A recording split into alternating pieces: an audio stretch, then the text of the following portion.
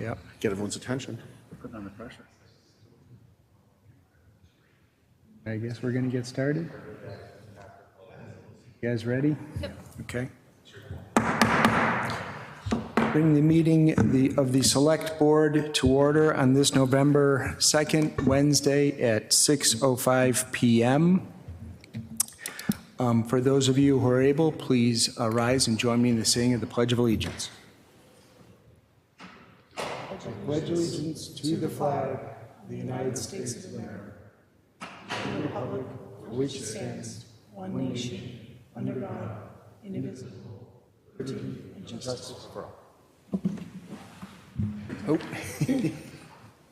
Your moment of stardom is over. Oh, you need to Took care of the hard part.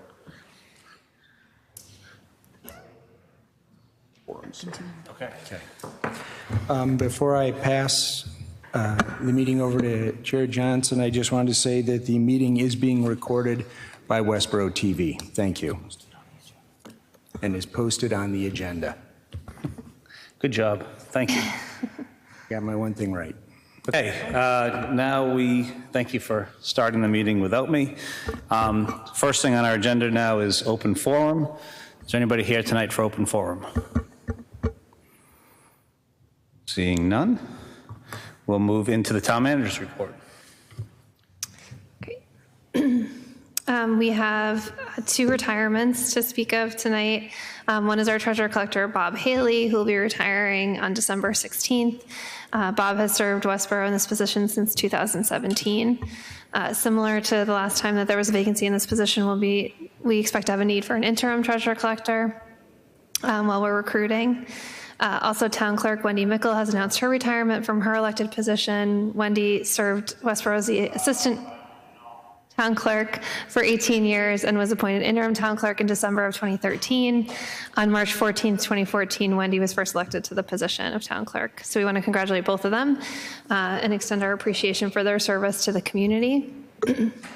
Conservation Director Sherry Wittes has resigned from her position with the town. She has been with the Conservation Department since 2014 and assumed the current role as department head in 2021. So we want to thank her for her service as well. There's been continued conversation about the conflict of interest law as it relates to boards and committees. So we just wanted to talk about how that works. So when individuals are appointed or elected, they must be sworn in by the town clerk. At that time, they are provided the conflict of interest law as well as information on taking the ethics test, and they acknowledge receipt with signature. Municipal officials are individually responsible for following the ethics laws, and any concern about a conflict must be filed directly with the State Ethics Commission. If a disclosure must be filed, it is filed with their appointing authority, who then makes a determination. The select board and town manager only have a role in this process when the board or the town manager serve as the appointing authority. We want to remind everybody that early voting in person has been going on at Town Hall starting October 22nd and will continue through Friday, November 4th. Election day is Tuesday, November 8th at the Westborough High School at 90 West Main Street from 7 to 8 p.m. Veterans Day is Friday, November 11th, and town offices will be closed in observance. The department update for Council on Aging. Last week, 4 members of the staff and police liaison officer Joe Sabati attended the Mass Council on Aging and Senior Center's annual 3-day conference. It was the first in-person conference in a couple of years. The grounds at the Senior Center have been looking much better this summer and fall, thanks to volunteer Michael Hakey. Michael's worked very hard this summer to get all of the ornamental trees pruned and planted a vegetable garden and took care of mulching the parking lot. The Council on Aging is still looking for 1 member for an unexpired term. The 2 new members are settling into their roles. We're happy to have the senior needs assessment out in the mail, so we would encourage people to fill that out. That was mailed to people over 55, but everyone's welcome to fill that out, and it can be filled out online. We want to remind everyone about the annual Fall Fair sponsored by the Westborough Senior Center supporters on Saturday, November 5th from 9 to 2, and the annual Honor Our Veterans Luncheon on Thursday, November 10th at 12:30. The town clerk's office, over 3,700 vote-by-mail applications have been received and entered into the state voter registry system. It is expected that an additional 400 to 500 will be mailed before Election Day. Early voting, again, began on October 22nd. It is expected that 200 to 500 ballots will be voted early. Approximately 50 absentee ballots have been mailed out, and daily records requests for election data from campaigns. Secretary of State requires this information be made available, and that's my report. Thank you. Going through here real quick.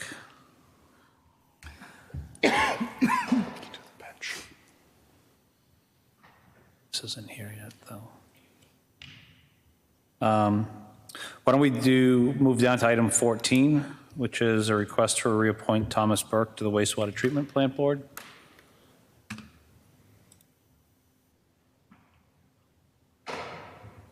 I would move to reappoint Thomas Burke as Westborough's representative to the Wastewater Treatment Plant Board for a term to expire September 30th, 2025.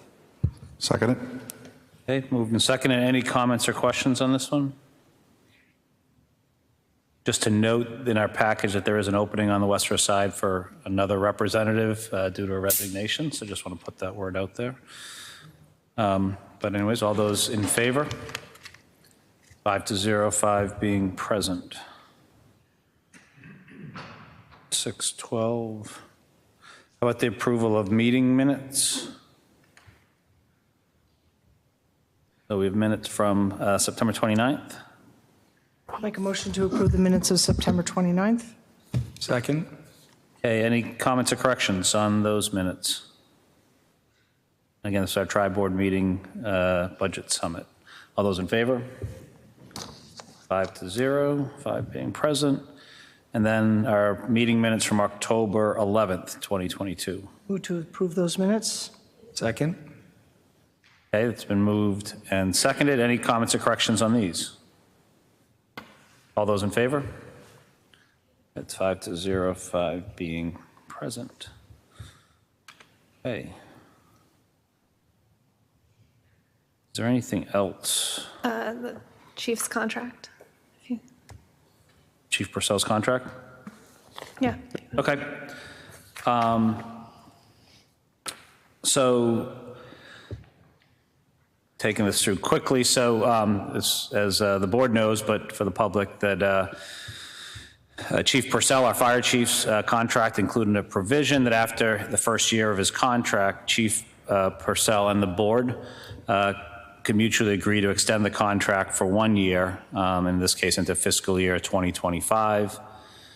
That's by section 14D, which stated at the end of the first year of this contract, the Board of Selectmen and Fire Chief may mutually agree to extend the contract for 1 additional year. Chief Purcell had requested earlier this year that the town negotiate the extension. The board agreed. And the board had designated 2 of us, Patrick and myself, to work on this. And then we brought this back to the board from a negotiation on the extension. We reviewed similar contracts in our dashboard communities, and we did agree to a contract through fiscal year 2025 under the following amended terms, and this was in our package. In basic, it is to increase the base salary in fiscal year 2025 to $193,000, and that will be inclusive of all stipends that were currently provided for separately in the contract. So we basically eliminated all the stipend pay and rolled it all in as a base salary, in essence simplifying the contract, moving it all as base salary. And the other change was to increase deferred compensation, which was $5,000 in 2024 to $6,500 in fiscal year 2025. So those are the changes. The board agreed. We need to vote on this in open session, so I'd entertain a motion. I'll move to approve the extension of Chief Purcell's contract through fiscal year 2025 under the terms as presented, and further to authorize the chair to execute the extension agreement. Second. Okay, any comments or? I'd just like to say thank you to the chief for working with us in the negotiation and for agreeing to extend the contract for 1 more year. We look forward to an additional year on this current contract with our fire chief. I want to thank members of the board for leading that effort, so thank you guys. Appreciate it. Patrick and My pleasure. Ian. Hey, all those in favor? 5-0, 5 being present. Okay, being 6:15, we have the continuation of our Class 2 license hearing for the mobile station on 24 East Main Street. Ask folks to come forward. Apologies for the different room this time, but please feel free to have a seat and actually speak into the microphones there if you would like. Thank you. Good evening. Good evening. So anyways, this, just for the public, I'll kick it off and then turn to you, but this is a status here regarding the extension of the license suspension that the board voted at its October 11th, 2022 select board meeting, with that suspension scheduled to end tomorrow, Thursday, November 3rd, 2022. And for the board and the public, we had a number of stuff in our packets, but we did receive a notification and confirmation that the Registry of Motor Vehicles conducted a follow-up compliance check on the mobile station, and the licensee was found to be in compliance with the terms of the RMV letter, and the case was closed on the Registry of Motor Vehicles side. And we also had our police department conducting compliance check just a day ago, 2 days ago, I guess. And the information that was forwarded to us says that that was in complete compliance at this time as well. So with that, I will turn it over to you, but I just wanted to kind of set the groundwork here. Yes, thank you. I went to Town Hall on Friday and reviewed a complete list of violations in the file, and personally went and did my own compliance check and found that Jack had made a number of changes in response to the violations that have been found over the preceding months. And we are here to respectfully ask that the board reinstate his license and allow the suspension to lapse so that he can return to selling vehicles. He's been a member of the business community here, and I understand that that history has been a tense one at times, but he has made efforts since I've come to know him to come into complete compliance, and certainly is willing to do what it takes to prove to the board that he should have this license. Thank you. Open up the board for any questions or comments. I guess one of the issues that was open at our last session was the issue that as part of the suspension, he was to turn in his logbook. We were told that it was turned in. We gave him a couple of days to turn it in so that you would have an opportunity to review it and he would have an opportunity to make it current. The logbook was clearly still missing entries. Town staff followed up on numerous occasions to verify that there wasn't an additional logbook and was told that, nope, that's it. And in our following hearing meeting, another logbook was produced. So there was another logbook, or another logbook was added. I'm concerned that the terms and conditions of the suspension weren't met and weren't honored.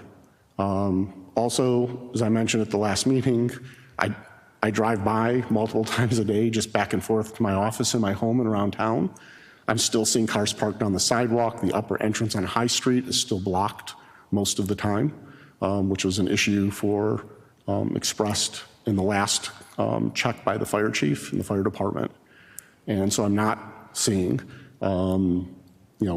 that type of effort. It doesn't take much to put a cone up to stop someone from parking on the sidewalk.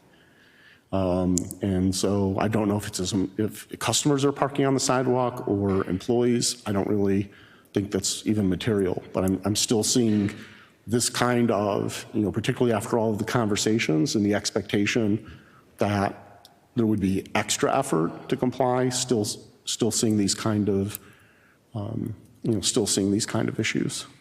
It was also suggested at last meeting that would be good for the board to see some sort of plan that should we restore the license, where would the for sale cars be versus the repair cars, knowing that they have to be separate and distinct and easily identifiable.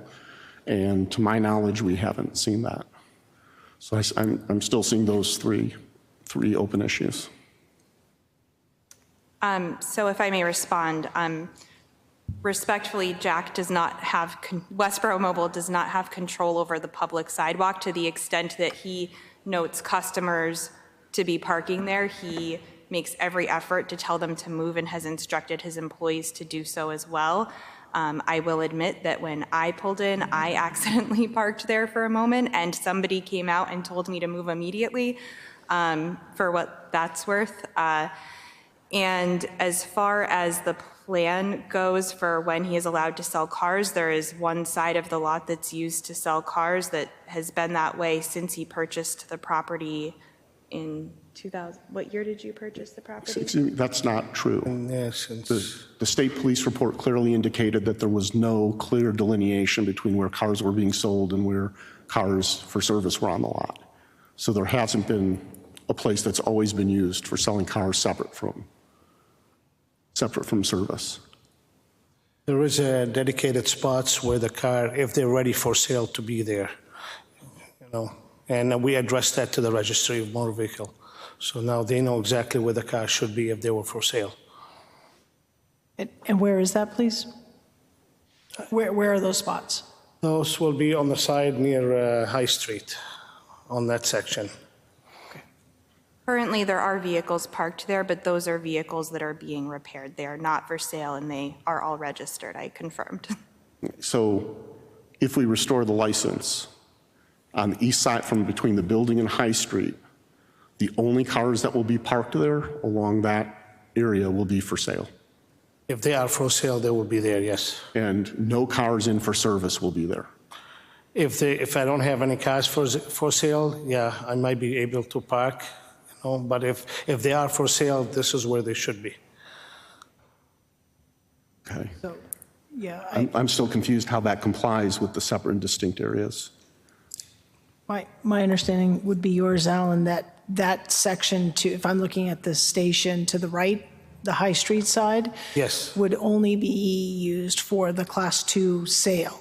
So any vehicles that were there for repairs or what have you would not be allowed to park there. But it seems like that's not your understanding. Like she said, you know, I don't have any cars for sale, so there is cars parked there, you know, to be repaired. Currently, but in the event that the license is reinstated, those cars would be moved, and the only cars that would be there would be the ones that are for sale. And if I may, where would they be moved to? The ones to be repaired? Yep. I mean, I have other spots that I could park, I mean, and I'll make sure that's how it should be, or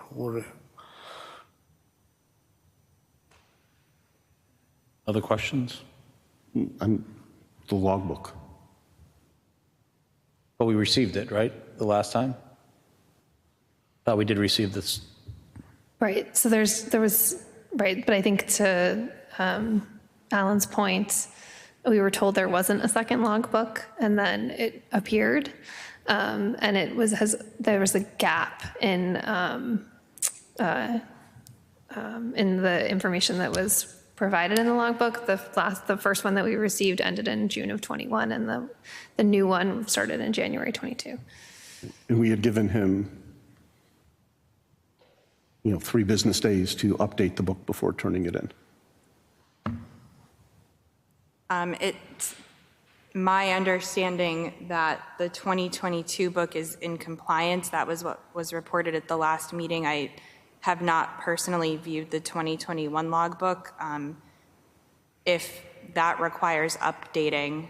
The older logbook was part of the materials that were given to you when you were reviewing the file, and that one had started in 2000, I want to say 16, I don't have it with me, and went through to June of 2021, that's the book that the Registry of Motor Vehicles had identified as incomplete. So when we get the book back, I'd be happy to have Mr. Azar look at it and fill in any missing gaps. We provided the 2022 book, and it was my understanding, based on what was said at the last meeting, that that book was up to date. My question is, why wasn't the 2022 book turned in per the conditions of the suspension? I don't know. I can't speak to that. It's only, I gave the 2021 only because the cars that I had on the lot were in that book. So I dropped that 2021 because the cars that were unregistered, were for sale, were in that book. So that's... The suspension was to turn in the logbook so you couldn't operate. Having a 2022 book on your premise, you could technically still operate. It was to turn in the logbook, and that wasn't done. And I don't know if, I can't imagine our stipulations for the suspension weren't clear. Excuse me, I was confused because this is the first time that actually I had to drop the logbook here. I was under the impression that the book has to stay in the facility all the time for the registry of motor vehicle. So I was a little bit confused. And I thought I did the right thing by dropping the 2021 book, so the cars were at the lot at that time, were in that logbook, in the 2021 logbook. The book that we received spanned, spanned multiple years. And the state trooper identified the need to see the new book, but it wasn't on premises when he went there. He's the one who indicated to us that we didn't have the current logbook, so we did contact Westborough Mobile and asked for the updated logbook, and we were told that we had the most recent logbook. So we asked for the 22 logbook and was told that we had the most recent, even though the state trooper was told something else.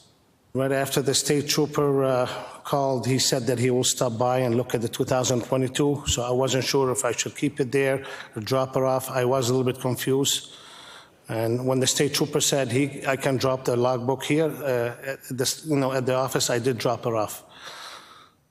And I can represent that as soon as I began representing Mr. Azar, I was handed the 2022 book, reviewed it, it appeared to be complete to me, and that's what was submitted, although we do acknowledge that it was not timely submitted because I brought it personally to the meeting, and then we turned it in the following day. So at this point, the license has been suspended for several months, and again, Mr. Azar has made efforts to get into compliance. He acknowledges that there were violations, and we would suggest that the loss of several months of business is an appropriate punishment for those violations, and his efforts to get into compliance demonstrate that he will abide by the terms and conditions of the license if it is reinstated. Patrick? Yeah, I guess educate me. Christy, I'm thinking you might know the answer to this. Is it legal to have two books, and is there a reason for two books? Or Defer to town council's here? I mean, the statutes require logbook, a logbook that has all the information for, purchases and sales. I don't know how most businesses do it, but I think the fact that you have multiple books is not the issue. It's just a question of whether every purchase and sale is in there with the information requested. I know the state trooper's report, it said it didn't find it to be completely filled out, but I guess that's been taken care of since. And do we know if there was any, I'll say, duplication or errors between the logbooks in regards to entries? Was it, do we have a cohesive, contiguous set of records, is I guess my question. No. The second logbook we received began in January of 22, so there's a gap between June of 21 and January of 22. Sorry, because I probably missed it, but I don't recall this from our last meeting. Did we request that they come in and fill out the logbook? Because we've had the logbook. We have. So we noted that I guess the question was, a notice of gap, and did we request to get When it filled we in? first asked for the logbook, I understand that. they requested 2.5 days to make sure it was complete and correct before turning it in. Evidently, that was not done. Okay. Okay. At our last meeting, the issue of the fact that we asked for the logbook and received evidently an old logbook that he was no longer using came up as council walked in with the logbook. And we continued. Council was unaware of that issue and said she would need to look into it, would come back to us with some form of explanation, which, we really haven't, in my opinion. We continue the suspension. We because continued of the that. suspension in part because of that, and in part because members of this board were looking for a summary of the timeline, which we have in our packet as well. And so to date, there's a gap from June to January, regardless of whether or not June 2021 to January 2022. And even regardless of the gap, of the fact that we're holding the book, at no time, my understanding was the book or books requested so that they could be updated, or any supplementary documentation provided in any form to this board to say, we recognize this. Well, that was my question. Did we request that to be done? I don't remember. I don't recall that we did, but what we wanted to ensure, certainly, I think, is clearly the understanding of this board, and I would imagine Mr. Azar and his attorney, is that we're at the final straw here. And so we need to make sure that what we have received is accurate. And so to me, it's not incumbent upon our board to request that. That should be what they are providing to us as an understanding of, we're trying to get to a clean slate, so to speak. And that has not been provided. I would just like to add that was my misunderstanding. I asked at the previous meeting if the 2022 logbook was complete, and it was indicated that it was, and it was my misunderstanding that there was an expectation that previous years' logbooks be updated. So I apologize that was the expectation. At the original hearing, I realized that you had mentioned you were only recently retained shortly before the meeting, but it was Mr. Azar's and your request not to turn in the book immediately or the following day, to have till Friday to make it current. And that, was she at that? No, I think she was. I don't know that it was to review the 2022 logbook was, I thought, the request. At the initial suspension, the initial hearing where we issued the suspension, the initial suspension, I had mentioned, there was discussion of how quickly the logbook would be turned in, and it was decided, even though the meeting was Tuesday night, that Friday would be sufficient because we were aware that the logbook was incomplete. And the time was requested to have the book so council could look at it and it could be made complete. So that was before And that was, she was retained. okay, I'm sorry, that was before you were retained. Okay. So that was never done. That book was not made up to speed. We turn out that he was actually operating out of a different logbook, that the logbook, since the new logbook started in January 22nd, the logbook he turned in was not his actual active logbook. And there would be no need to have it on site during the suspension. He didn't comply with the terms of the suspension. And I understand that you weren't aware of this. With all due respect, that's not this board's responsibility. That's the conversations that you have with your client and what he shares. And the meeting is recorded and publicly available if you wanted to go back and review the conversation and see. And so I keep hearing that there's try, but it's like not doing. Yeah, I just want to remind the board in our packet that on August 9th, 2022, when we issued the first suspension for 30 days, that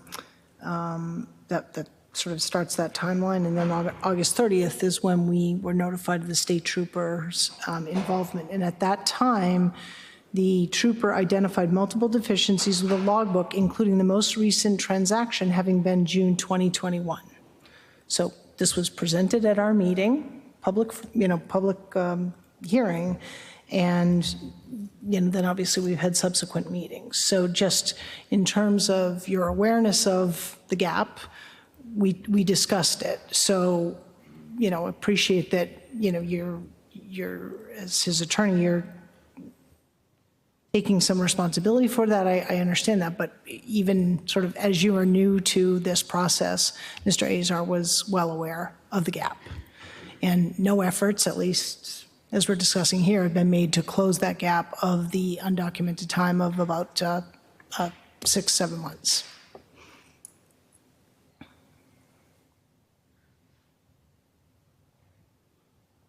Other questions or comments? I think we've got. Well, I would just like to go back to, I'm a little confused if we were to reinstate the license and the right side, the High Street side of the property were to be used for the sale of cars under the Class 2 license. There are routinely, and I'm just hazarding a guess here, like 4, 5, 6 cars parked there now, and I know you're not operating that part of your business at any time. I am not confident that on your lot, and I'd love to hear that because we don't have any documentation otherwise to refer to, how you would operate your business safely in accordance with all your other licensees and for safety of pedestrians as well as traffic coming in and out of your station, how you would manage that. Do you have off-site storage for those, or is everything expected to be on-site? Everything is on the site, but if it becomes really hard where I have to do something, I will. I mean, safety is number one to me. I want to make sure everything is safe. If I may, so I think the question is, if your license were reinstated, all the cars on the right side of the lot, where would they go tomorrow? I will just have to move them. Like I might have to be a little bit more strict with customers that they can't leave the cars. If they're not, they have to pick them up. I just have to take a different measure with customer. Hopefully they'll understand that if the car is done, they have to move it out of there. And do you have several other locations and businesses where you can store the cars? I think I'm not in a bad shape. I think there is room to dedicate those spots for the used car. Today, you probably had 10 cars, maybe 12 parked on that side of the building.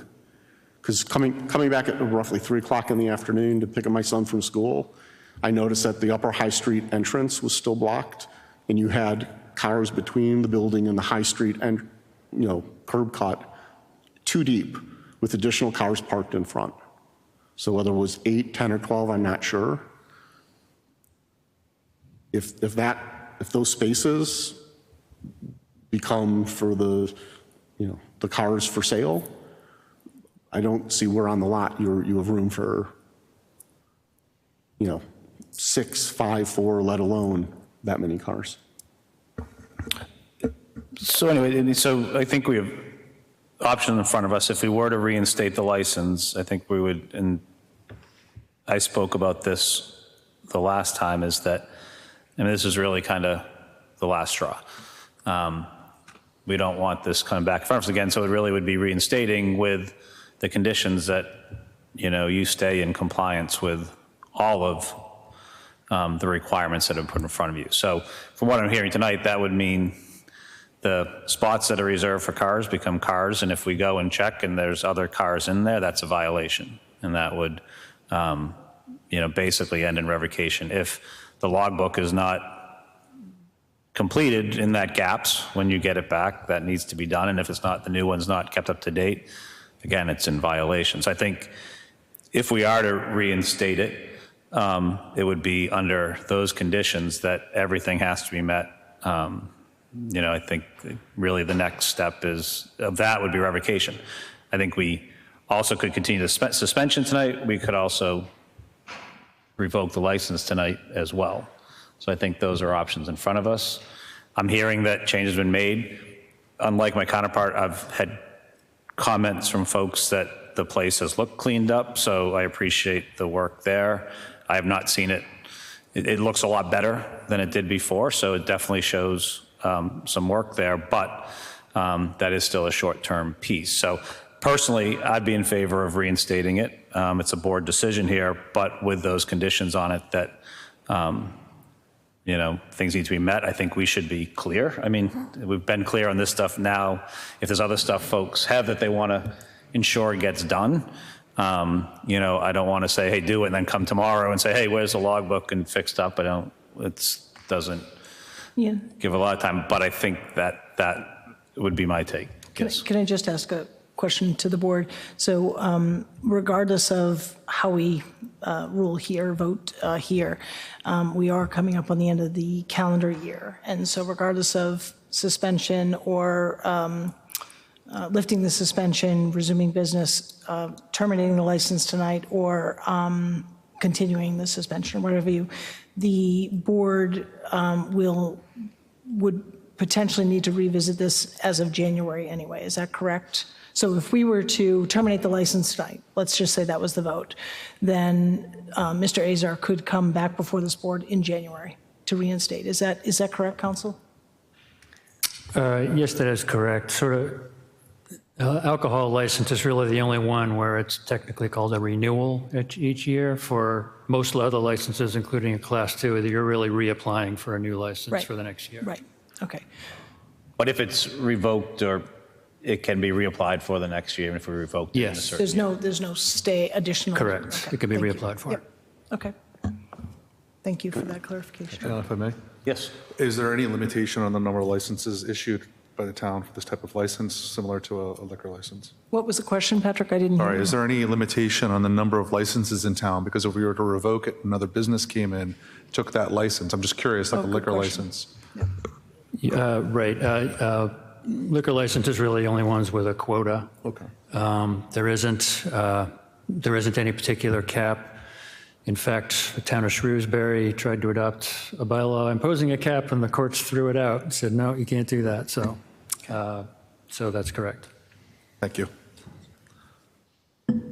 Other comments or questions? And to your comment about this being the last warning, those were our words in 2019. And some of the violations in 2019 were serious enough to warrant immediate closure of the building. Others, very, very disconcerting about safety. The flammable and combustible liquids permit wasn't resolved until January of 2020, and that was allowed to expire in July 30th of 2020. And so the fire department in their July 13th, 2022 inspection had basically found that both flammable and combustible liquids permits and the hot works permits had not been maintained for just shy of 2 full years. And then non-compliance with the suspension, to me, you know, it's frustrating, because if there was confusion, no one called to ask for clarification, no one offered, no one, you know, contacted the town manager's office or our office to say, I'm confused, I gave you this book, I have this other book, which one did you mean? I want to make sure I'm fully doing the right thing. My feeling of Mr. Azar wants to start with a clean slate. I think that's a great idea. I believe my feeling is we should terminate his current license, and when he's ready and believes he can reapply, he can come back and reapply for a license and come forward with a definitive plan of how he's going to operate in compliance with all aspects of the code, including the premises being suitable for the purpose. And that's sort of where, you know, where I sit with this. If the board is inclined to revoke, I would just request that the record be clear that it's related to 2022 violations for the 2022 license. I respect that the 2019 violations were serious, and they were remedied, and there have been a new series of violations and under this new license, and it has been, to the best of Mr. Azar's ability, remedied. And again, we would just request the opportunity to prove to the board over the next month and a half or 2 months to show that he is somebody that can comply and will comply. And So again, just if the board is terminating or revoking, for the record, I would just request that the specific year violations be enumerated.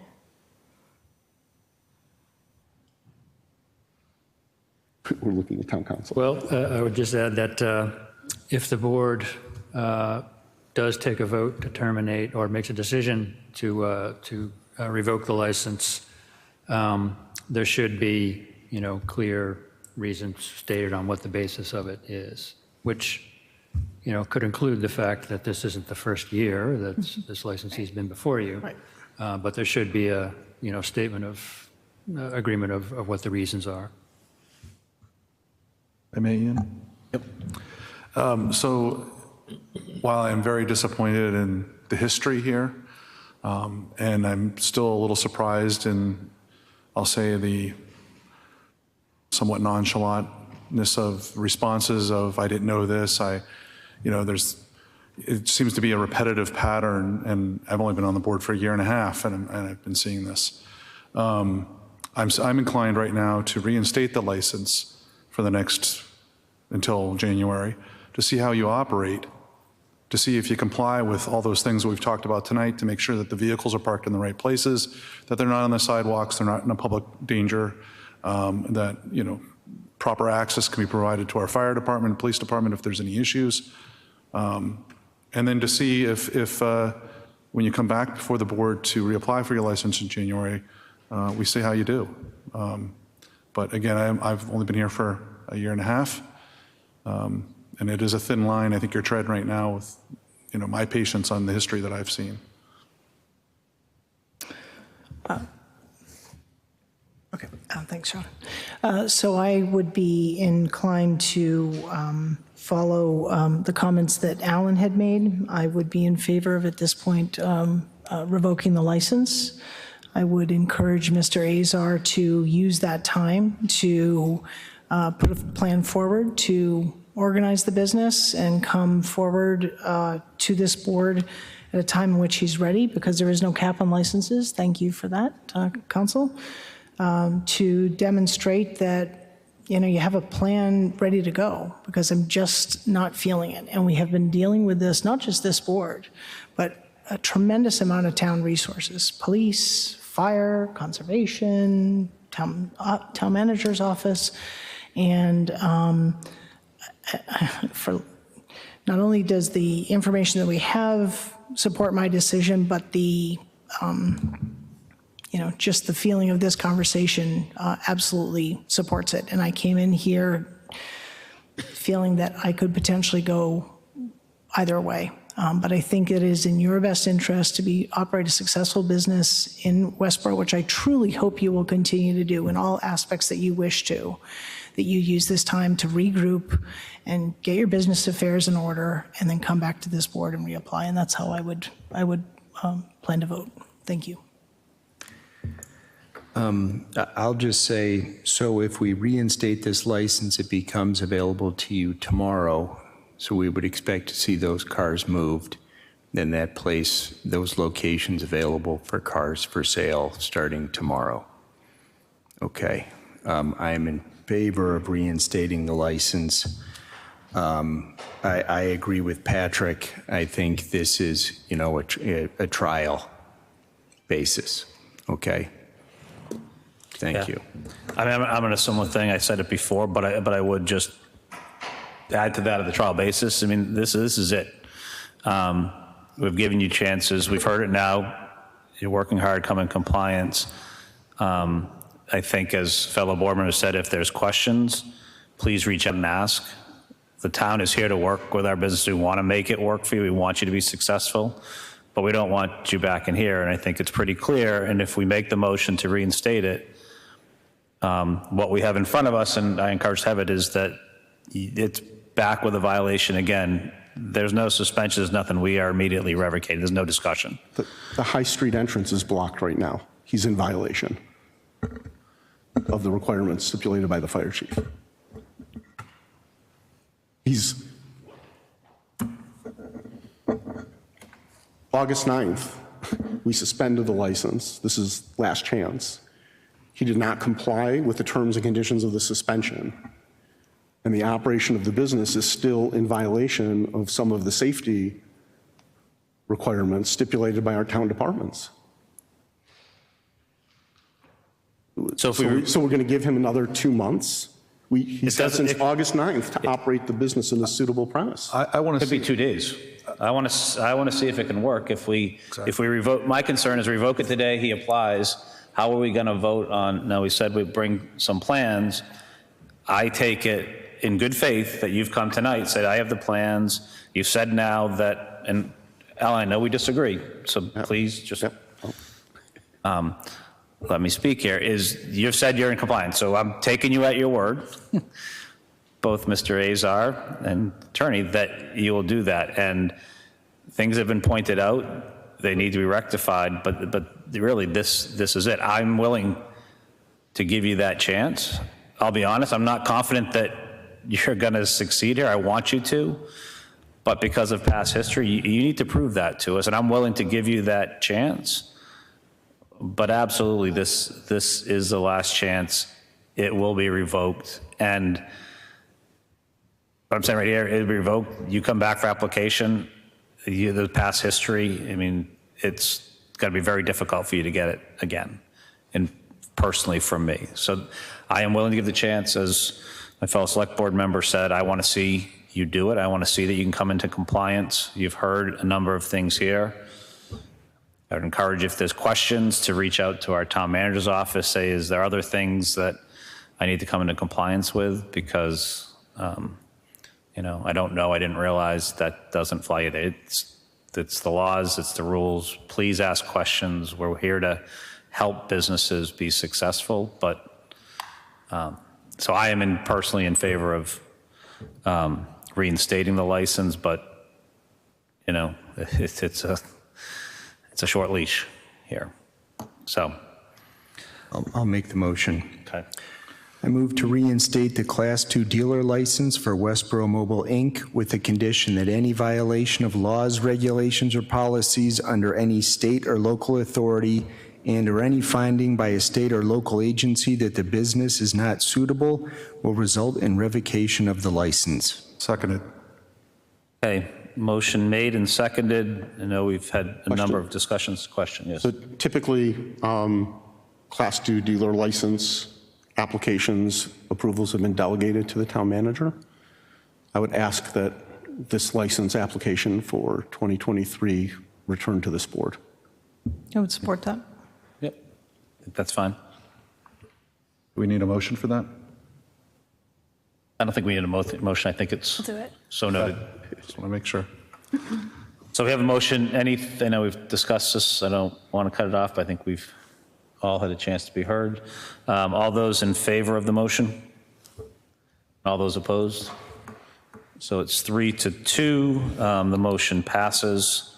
That will be reinstated, but please, we're giving you the chance.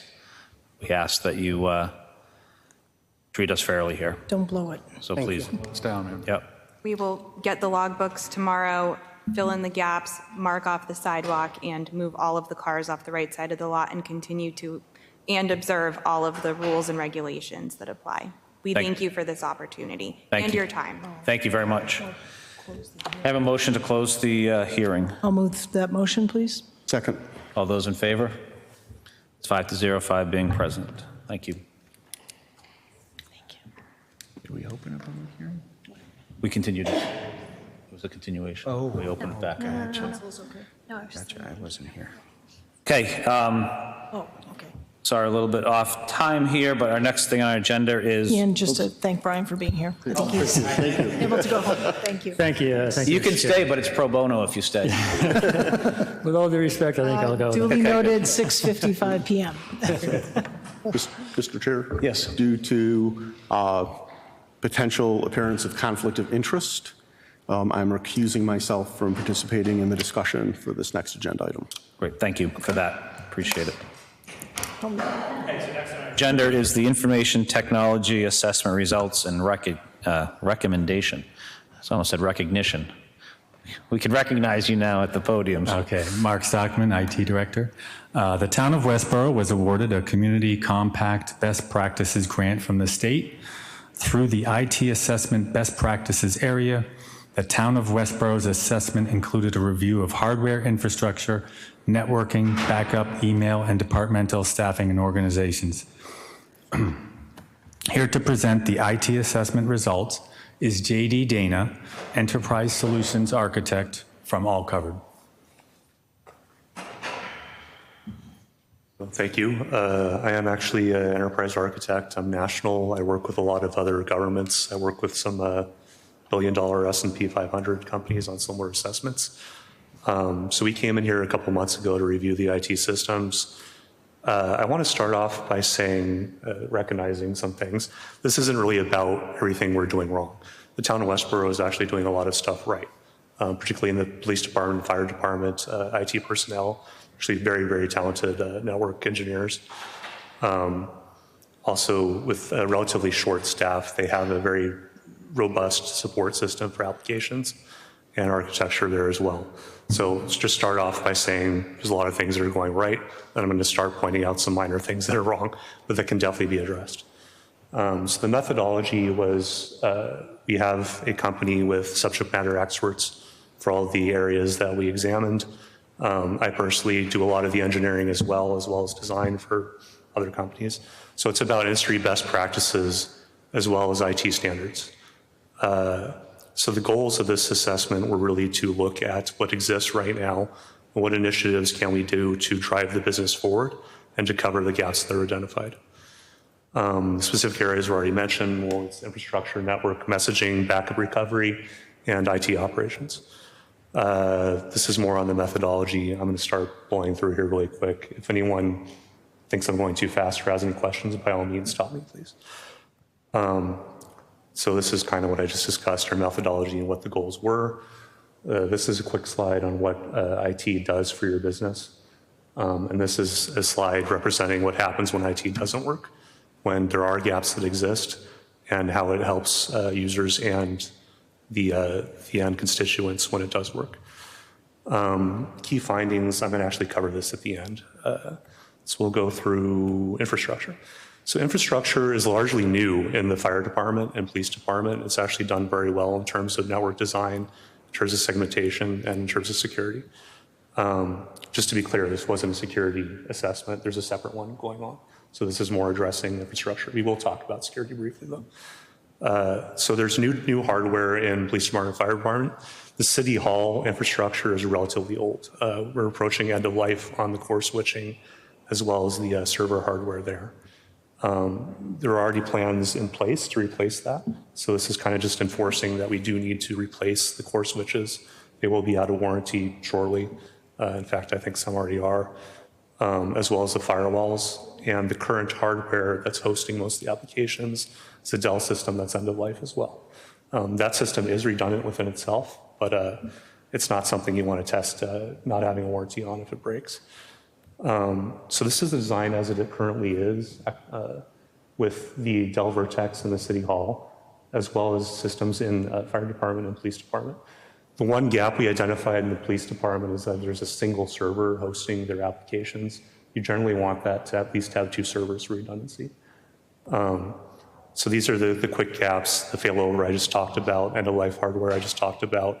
There's also some physical servers still in use. Those are single non-redundant systems. The goal is to put those on redundant systems. The other piece would be some older versions of the Windows OS. Microsoft's really tough with that. Currently, 2016 version of the server is end of life.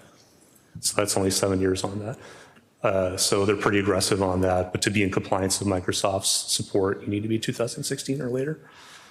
So the strategy is what we just discussed, to shift all systems into redundant, supported under warranty systems. We created a design that has the two servers, shared storage, and then switches that are redundant as well. The plan is to place that at Town Hall to replace the aging hardware, and then for further failover and redundancy to place the same system at Police Department. That will let the two systems replicate. If Town Hall were to go completely black, PD could pick over all the functions that currently host a town hall. Same with the other way around. If PD went down, you would have all their infrastructure available replicated at town hall. We put together a project plan on how to implement that as well, rough costs. And the strategy going forward is to consider that virtualization effort where possible, consolidate all your machines down to the redundant hardware, and then look at hosting as much as we can offsite.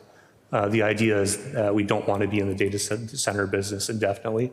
There's different ways to do it now that involve cloud and pushing it to someone where you don't have to worry about hosting your own servers. It's more of a reoccurring cost, which some people like, some people don't. But that's generally the direction IT is heading these days. So that's infrastructure. The other piece we looked at is implementing SSO or RFID.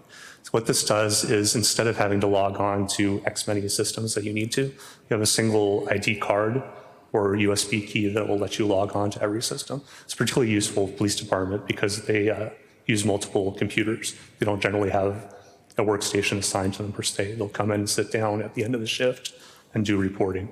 It's easier to log on without having to remember a password or sign in multiple times. So that's a future initiative that needs more discovery and more design, but that's something we looked at as to work on the next few years. Quick summary of what I just talked about. The next piece is network. So network is your firewalls, core switches. Both of those are approaching end of life. There's nothing particularly wrong with the design right now, but we'd like to implement, you do have a single, do you have single or redundant? Single. So the idea was to implement redundant firewalls. In case one goes down, you'll have the other one take over. That piece is the core of your network. If that firewall dies, you lose all internet services, which would include email at this point. A lot of other pieces, actually everything requires the internet these days. So it's fairly easy to implement a redundancy on that. Same with the core switching. Those connect to your firewalls to all the different sites. Diagram of how it exists right now. The gaps are what we just identified here. We'd also like to place network monitoring. Currently, if something goes down, we're waiting on the users to report that it's down. A more proactive approach is to actually implement something that monitors from the outside. It can tell you when you have an outage after hours, and the user doesn't necessarily have to report it. That would close some gaps in terms of reporting and uptime as well. Network segmentation in PD is something that's a relatively low-hanging fruit.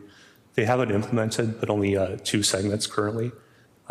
There's a need for further segmentation, particularly because there's a lot of body camera data passing through that's on the same network as the existing wireless. There's some security recommendations as well here around users bringing their own devices and being on the same network policy as everyone else, and also the Wi-Fi security. So those are recommendations there. We have a proposal and a plan for the new hardware. And we're also recommending failover for the internet circuits as well. By the same logic, if your firewall goes down, if your single internet provider goes down, you likely want a backup for that. This is the recommended design here with failover at each site, and pricing and more design. So you'll get this presentation later. I'm kind of blowing through it. The next piece is messaging. Currently, you are split domain. You have Exchange Server on the high end, but for cheaper, relatively low use accounts, we have IMAP, which is a relatively old technology. The recommendation, and this is definitely an industry standard, is to move to cloud, Microsoft's cloud solution, which is Exchange 365. That gets you out of having to deal with your own Exchange servers, consolidates the 2 different systems right now into one, increases collaboration, messaging between different departments as well. If they were on different servers previously, there'd be no shared contacts, shared calendaring. This will allow that type of collaboration. It's also tied into your existing Microsoft licensing. So there might actually be a cost benefit to going to that in terms of unifying contracts there. The other quick security piece is we always recommend 2FA.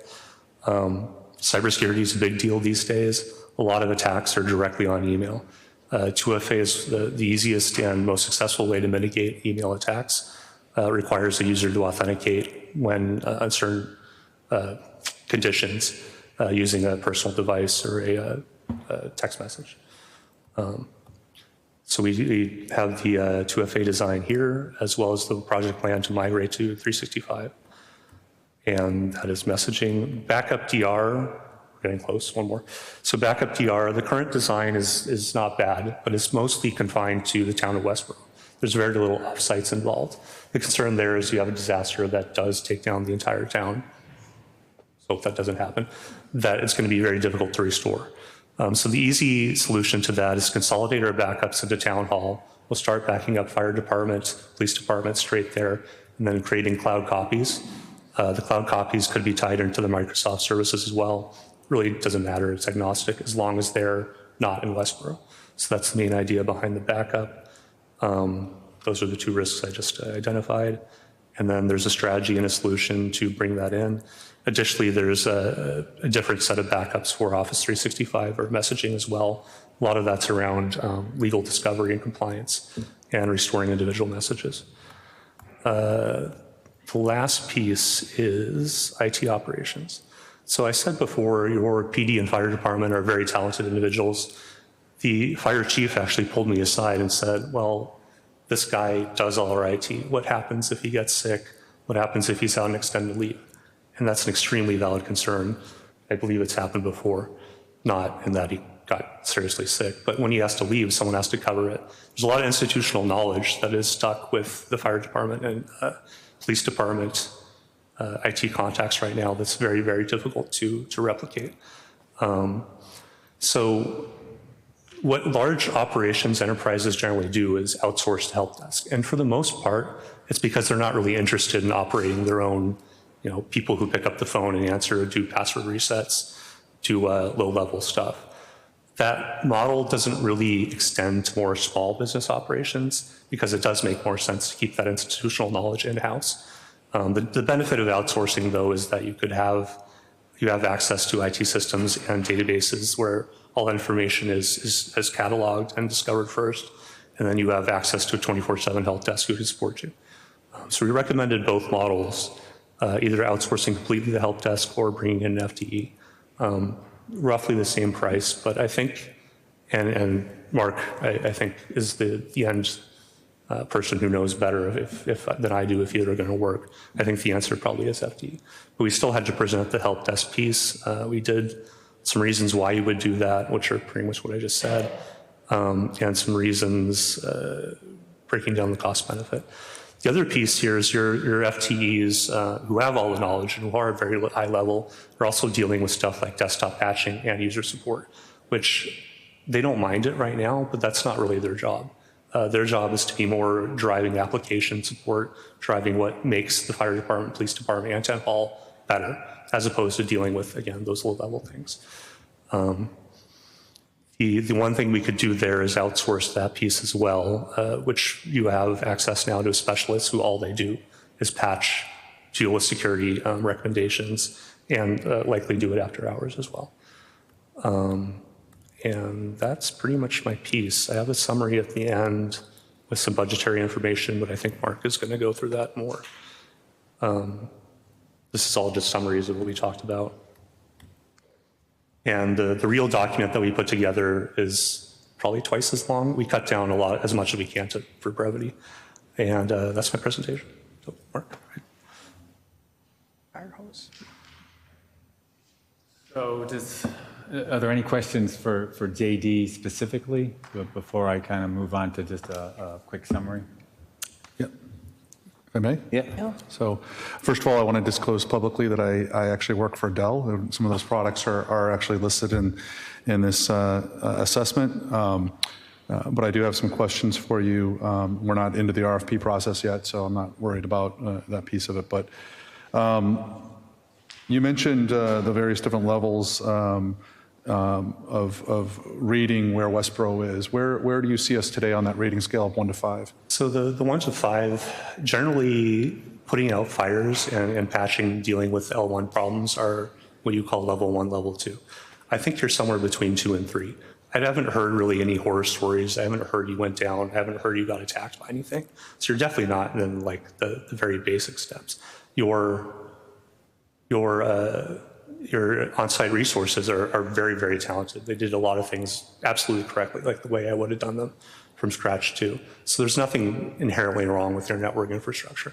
I think the challenge really is around having the resources to again, drive the business forward, which are stage 4 and 5, where IT is helping their operations as opposed to just being something you use every day. And where do you see it optimal for a municipality to be? Do we need to be all the way to 5, or is it sufficient to be at a 4? That's a very interesting question. I think, to your point, you're not looking for crazy returns on revenue. We're trying to optimize every single workflow. So I think you're right. I think it would be somewhere between 3 and 4.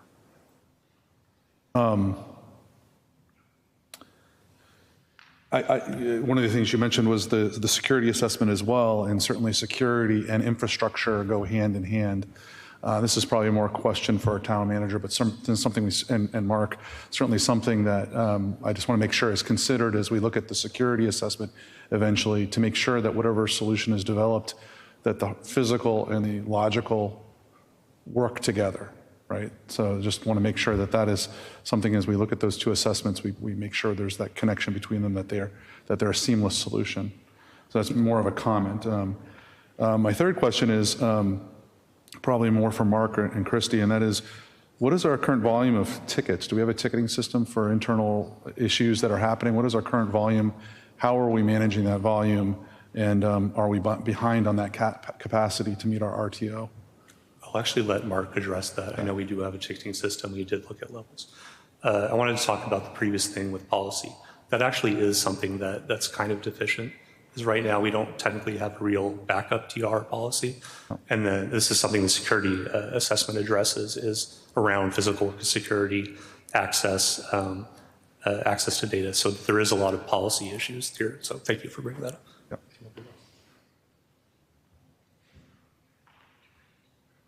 up. So yeah, we do have a ticketing system. I don't want to quote a number because I did not come prepared for that, but I can provide that. Was there another part to that question? I just wanted to know how we're doing in regards What to the backlog volume. was, right? Sorry, what was that? What the backlog was. Yeah, how we're doing against the backlog. How are we performing? For day-to-day help desk, we're keeping up, but it's the project work that's glacial right now. We're falling behind. The upgrades, the migrations, the security fixes. Although we are security fixes go to the top of the list. No, we're spread thin. I have let me put up my slides. He's doing that. Were there any other questions from the board? I did have another question. I promise not to go too technical here, but I did have a question around why not full campus replication? Why is the fire department not being replicated with ESX servers as well? It actually would be. So the fire department does have new equipment that is redundant within the fire department.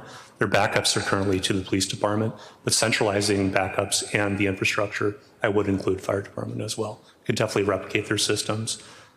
We'd probably have to use a backup system to do it, or just place it on the police department systems as well. But if you have the hardware, capacity isn't an issue. It's scoped really high, so I don't see any reason we wouldn't do that. Okay. May I, just a quick question. So, the police and fire departments have a lot of sensitive information on their systems. So if we're backing it up in other locations, is there concerns about that? So the backup software we would use is Veeam. All that data is encrypted at rest anyway. It complies with government standards for the most part. We'd be using a government tenant in Office 365, and their storage complies with that. It's encrypted before and encrypted at rest. So yes. Okay, thank you.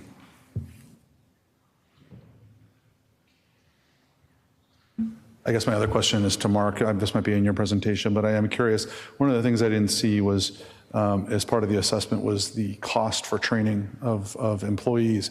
Migrating to Microsoft 365 from our current technology, which I would assume is probably in the vicinity of 15 plus years old as far as our mail system and whatnot, is a pretty monumental leap when you're going from Microsoft 365 with Teams. It's a very different and very dynamic environment.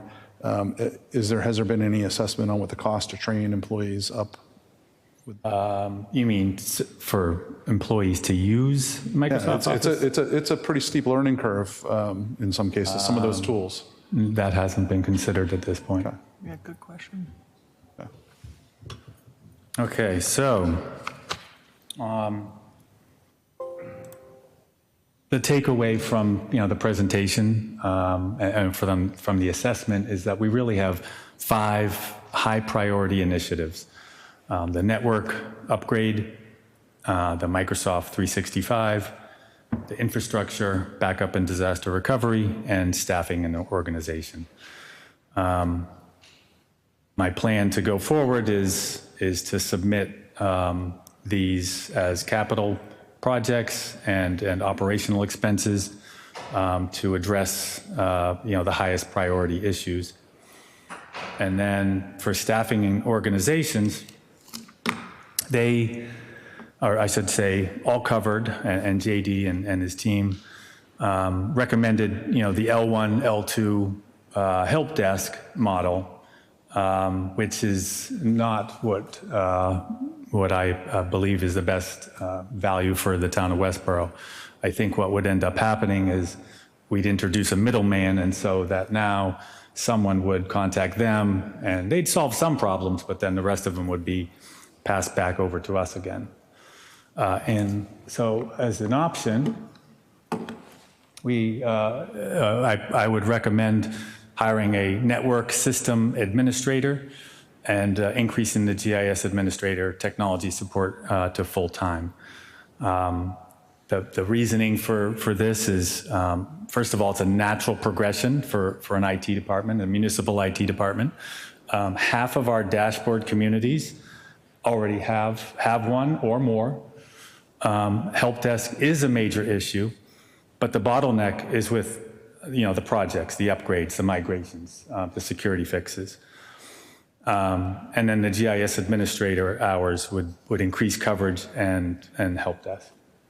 Mark, I am definitely the ignorant one on IT stuff here. So network systems administrator, if I look at that second bullet, they would do help desk, they would do upgrades, they would do all that? Is that what that, I guess, what is that role? Maybe simplify it down with, here's these issues. Is that what a network systems administrator, by hiring that new person, they would cover and be able to get you up to?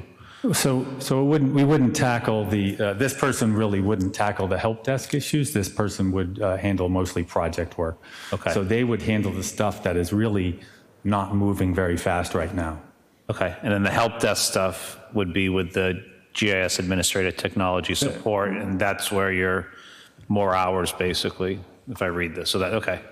Yeah. So network systems administrator gets you out of that backlog that we talked about of really all those projects, upgrades, security fixes. Correct. You put in the stuff. Okay. Yeah, in general, project work. I mean, things that, for us to be looking at the Microsoft 365, that's a project that should have been done years ago, and we just could never get to it. We never had the resources. Thank you. So an L1, L2 help desk is basically outsourcing those capabilities to a third party, sort of to support? Correct, yes. So there'd be an operations center that would, you'd call into, and you'd get a different person. They'd have a file and they'd have information about our environment, and they would help our users the best they could. And then whatever they couldn't solve, they would pass back over to us. Gotcha, but we would then sort of be regularly renegotiating. I'm assuming it would be like 3-year time periods or something. Every 3 years, we would be renegotiating with those outside parties. It would be a contract, whatever terms we decide. Okay. Yeah, so, yeah, that makes sense, yeah. Just to follow on a question with that, if you outsourced it, is that a 24/7? Is it a 9 to 5, 5 days a week? What is it that? Different options. Most people go 24/7. It's kind of a point to address the off hours where FD and PD are operating, but don't necessarily. Okay, and that was my second part of my question. This would cover everything, including PD, fire department. And is that stuff that you're handling today for police department, fire department issues, or? So primarily, you guys know Pat and Yeah. Matt are the primaries. We do some of the, IT to help out those departments, but the primaries are Matt and Patrick, and they're swamped too. Yeah, okay. Claire? Is really been working really hard already. I'm not sure it's really their job description already. And plus what happens if something happens, and you have to make those. So just to build off of Ian's question, if you could go back to the prior slide where there were two of them, I think, where the amounts, yeah, right there is great. So with the understanding, to Sean's point, that option one requires a cyclical renewal of some sort that we don't know.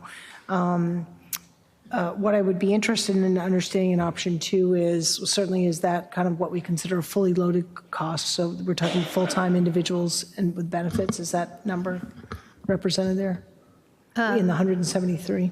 Yeah, the 39,000 annually benefits, right? That's fully loaded. Right. That's your question, right? So Yes, I didn't see where it's right here. Oh, sorry, it's the blue. Okay, so it is, all right.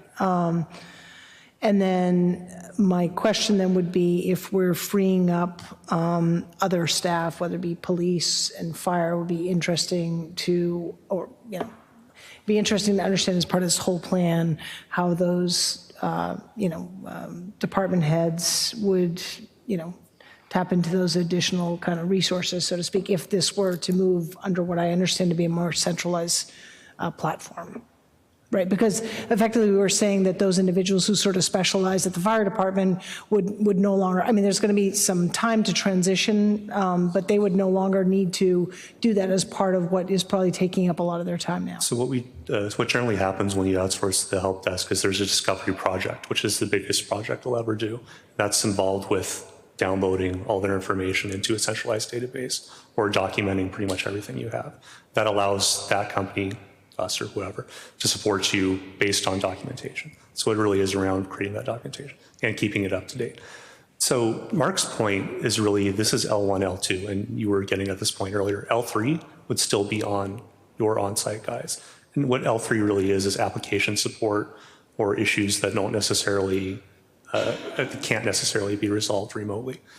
So that definitely is a weakness with outsourcing, and that's completely fair, is that there are going to be X number of tickets kicked back to on-site resources.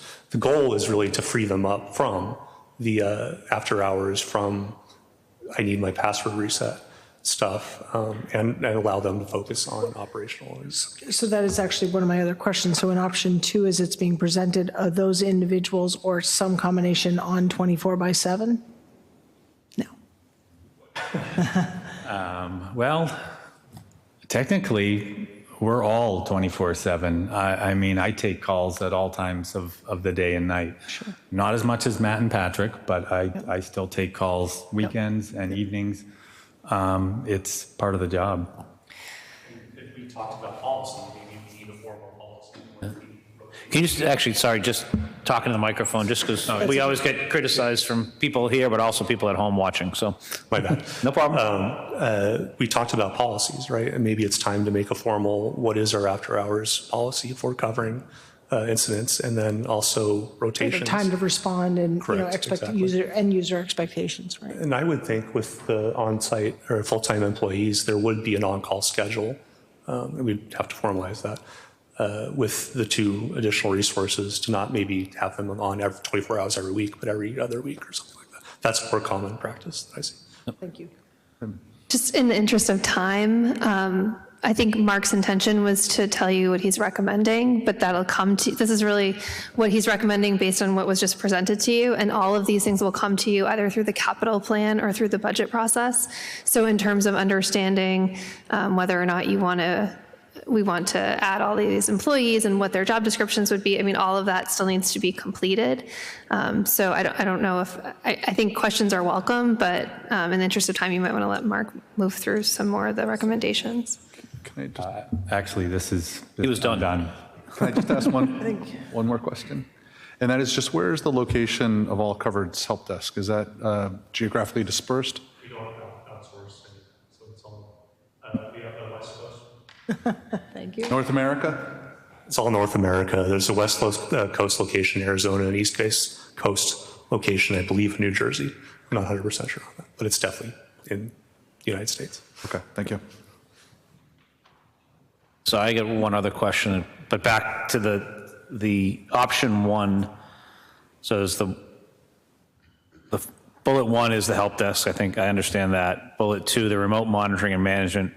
I guess, are option one and options two totally exclusive? So I guess, could you say, hey, I want an L1, L2 help desk, we're going to pay that money, but maybe we want the same increase in staff on the other side, but it's your GS Administrative Technology Support is helping with the systems administrator projects versus doing help desk work or whatever.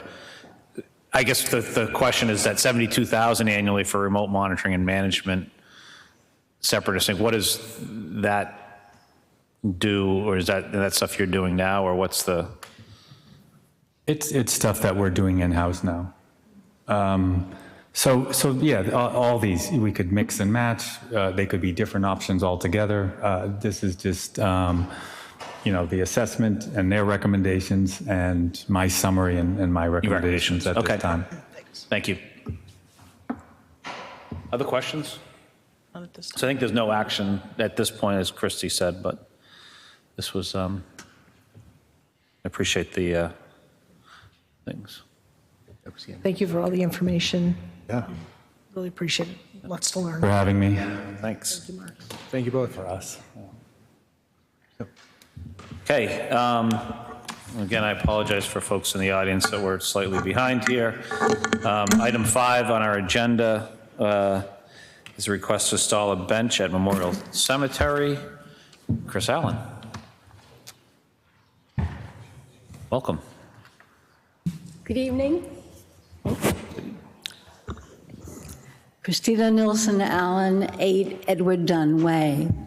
Christy has requested that I be short tonight, and that's easy because I am. I'm here tonight to talk about Memorial Cemetery, a little more cheerful than your last discussion. Right next door, we have one of the most important historical landmarks in town. It is an open-air history and art museum that is often overlooked. It's a history museum because it has the earliest settlers in Westborough from the 1700s buried there. It's an open-air museum, an art museum, because it has the original Puritan art, folk art, carved on each stone. And I don't know if lots of you have wandered through that cemetery checking out the gravestones, but each one is hand-carved and unique and has particularly Puritan symbolism on them. So it is a fascinating place to spend time. It's called Memorial Cemetery. It is the first cemetery in town because the first person buried there was Nahor Rice, age 5, in 1704. However, there are no markers, no gravestones, and no memorials to Nahor Rice or his family. The Historical Society, therefore, and I represent the Historical Society tonight, requests that the Select Board would approve erecting a memorial bench to Nahor, just like the benches that are in the front of the library, the 2 benches that are erected there. It would be in a nice open space that's already been approved by T.J. Vudis, and it would be used, this bench, to sit quietly, relax, meditate, contemplate, or learn about the history of your earliest settlers in Westborough. We have already secured the approvals of the Westborough Historic Commission because this is part of the historical register. We have the approval of the Department of Public Works, particularly Director Pant and Derek Sari, and as I mentioned, TJ, who will be doing a lot of the work. The bench will cost $2,600. And we have secured all the funding, because I know how government works in this place. Having been a selectman for 12 years, coming with the funding makes you a little more welcome. So we have all the funding. Half of it will be a donation from the Civic Club. The other half will be a donation from the Westborough Historical Society. So tonight, I request respectfully that you approve the erection of this memorial bench. It would say, in memory of Nahor Rice, age 5, the first to be laid to rest in this cemetery. And happy to answer any questions. Hopefully in your packet, you have received all the approvals. Yep, we had everything in our package, and thank you for being so well prepared and bringing it to us, because you are correct, it makes it much easier for us too. So any questions, Patrick? Sure, just comments. First of all, thank you very much for bringing this in front of us. I think it's a wonderful idea. My wife commented she grew up on Grove Street and as a child played in that cemetery, and I think this would be a wonderful addition in that cemetery, especially that it is in recognition of a young child. I guess one question would be, you mentioned there was no current markers for Nahor or his family. Do we know where they were buried so the position of the bench could be appropriately placed, or is it going to be placed someplace general that people can use and sit? We don't know where the Rice markers would have been. There's an empty area in the front of the cemetery on the right as you go by. But I worked with TJ, and he selected a place along the walkway under a shady tree that makes sense to put a bench there. Perfect, thank you. I would, if you're okay to make a motion? Yeah, please go ahead. Yeah, so I move to accept the gift of a bench and authorize its installation at Memorial Cemetery in the direction of the Department of Public Works. Second. With that. For bringing this forward and all the Absolutely. collaboration that went behind the scenes to get it here. Appreciate that work. And I hope everybody comes and sits there and learns a lot about our earliest settlers and Puritan art. Thank you very much. Okay, all those in favor? It's 5-0, 5 being present. Great. Thank you very much. Okay, next on our agenda is a police department assessment of traffic patterns at Valley Brook and Breen Road, and recommendations and discussion of sidewalk snow removal policy. Christy, do you want to kick this off for us? Yep, so this is a follow-up to an agenda item at your March 8th meeting, where a resident of the Breen Road Valley Brook area had requested that the board add these sidewalks to the list of sidewalks that are included for snow removal. At the time, there was discussion about the fact that the Fails project had not yet been completed, and therefore traffic patterns and the need for snow removal may change. So we were asked to have the police department assess the area at the start of this school year with the completion of the Fails project, which the folks in front of you did go out and make that assessment and have provided a report in your packet. So I'll let them speak to that. So just for the public, Lieutenant Luce couldn't be here today. He's not feeling well, so I'll be filling in for him. And I'm with Detective Dappolite, who's our school resource official. As the report states, the traffic counter was deployed on Breen Road on September 26th. It was a Monday. The counter was set up to collect data for vehicles traveling south from Eli Whitney. We do not have the data prior to the renovation of Fails School. From the data that we did collect, there was an increase in vehicle traffic during the week. On average, 123 vehicles travel south on Breen during the work week. On the weekend, the average is 86 vehicles. There were no reported speed violations during the time the counter was active. The roadway is approximately 23 feet wide, with room for motor vehicles to travel north and south, with a sidewalk on the north travel side of the roadway. To go a step further, what you don't have is, I went back the last 2 years to try to collect accident data to see if there is a problem with accidents in the area. Obviously, there's not a speed. So in a 2-year period, there were a total of 3 accidents in the area. One was Ruggles before Valley Brook, and one was on Valley Brook, and another was at the intersection by Eli Whitney. All very minor motor vehicle accidents, and one was a vehicle had hit a pole.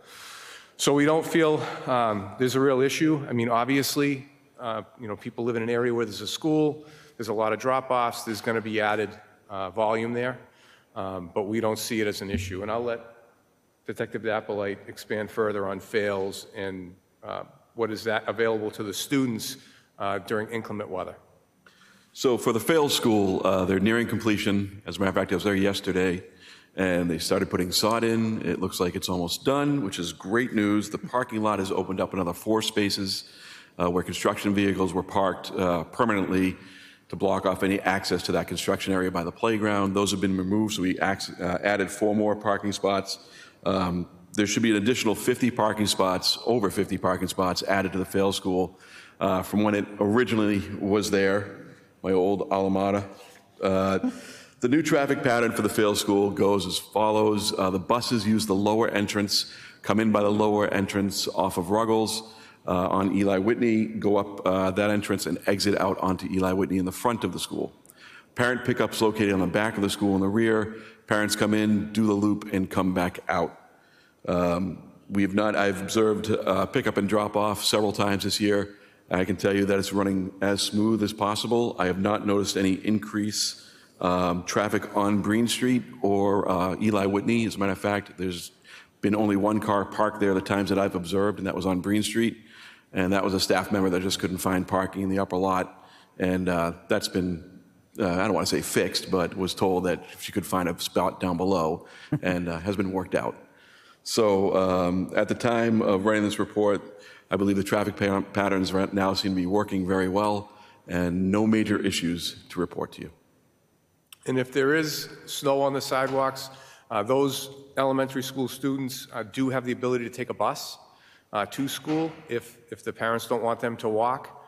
I really don't see any real issues to make it a one-way street or, there is an ability to get the students. Do you know how many students in the neighborhood go to Fails? That go to Fails, there are 6 students right now that live on Valley Brook and Breen. The 6 students, out of the 6 students, I don't know how many elementary students there are, but I believe there was only 3 that were elementary age students, half the number. The others were high school and Gibbons Middle School. That doesn't sound right at all. Okay. Half the street is here, and we have at least 20. Oh, there's 6, I'm sorry, no, there is 6, you have 20 students? Well, are you talking just Fails or are you talking? Just Fails. Just Fails? Oh, okay. Yeah. You originally said. Oh, I apologize, I misspoke, just Fails School. Sorry, 6 fails. Correct. Okay. Thank you.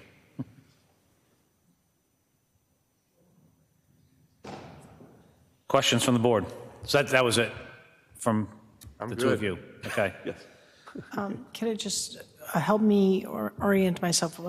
Chief Lawyer, you said 123 vehicles travel south on Breen, so that's from Ruggles to, from Eli Whitney to Ruggles, that way, away from town. Is that right? Is that the southerly direction? That's what I believe. Like down I said, the hill. I wish Lieutenant Luce was here. Okay. I'm filling in, but yes, that's my.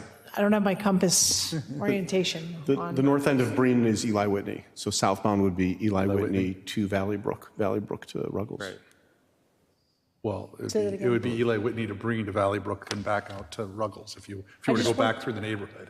So are you asking how many people are going down? Southbound, I think what Alan's saying would go from Eli Whitney down Breen, down Valley Brook to Ruggles. Southbound on Breen is away from Eli Whitney, okay. back towards it. Yeah, okay. That's it. Alan, can you say that again? Southbound on Breen? Pardon? Southbound on Breen would be from Eli Whitney to Valley Brook. Thank you. That's what I thought. It's probably not south on Breen, it's probably south on Valley Brook, but. Right, southwest. That's what I was getting to. Yes, okay. And do we know, I'm just curious, because we measured the southbound traffic, is that because they're heading away from the school versus the reason why we didn't measure the northbound traffic? I can get you that information, but this is the data that was forwarded to me. Okay. I was just, being that we measured going away from school, we didn't measure going to. I mean, it makes sense in that if the new traffic pattern has been established and everyone's adopting that they're driving up and they're using the upper lot for parking, so maybe that's why, but it would be helpful to understand that.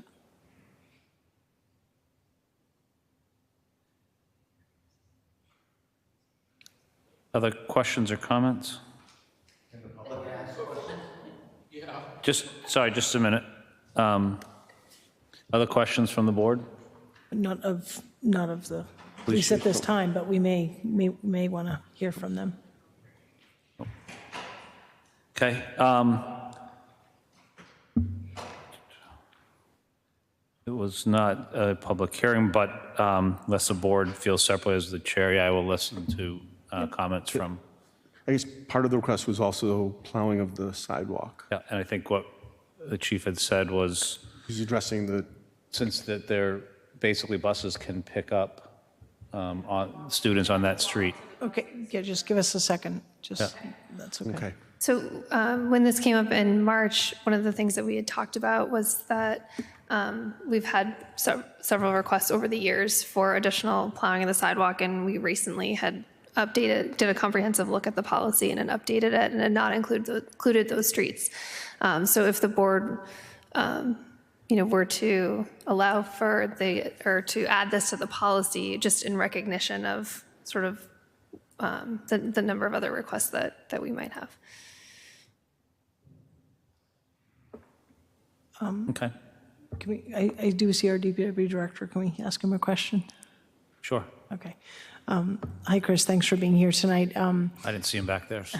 He was hiding. He was hiding. No, I'm kidding. He would never hide. No.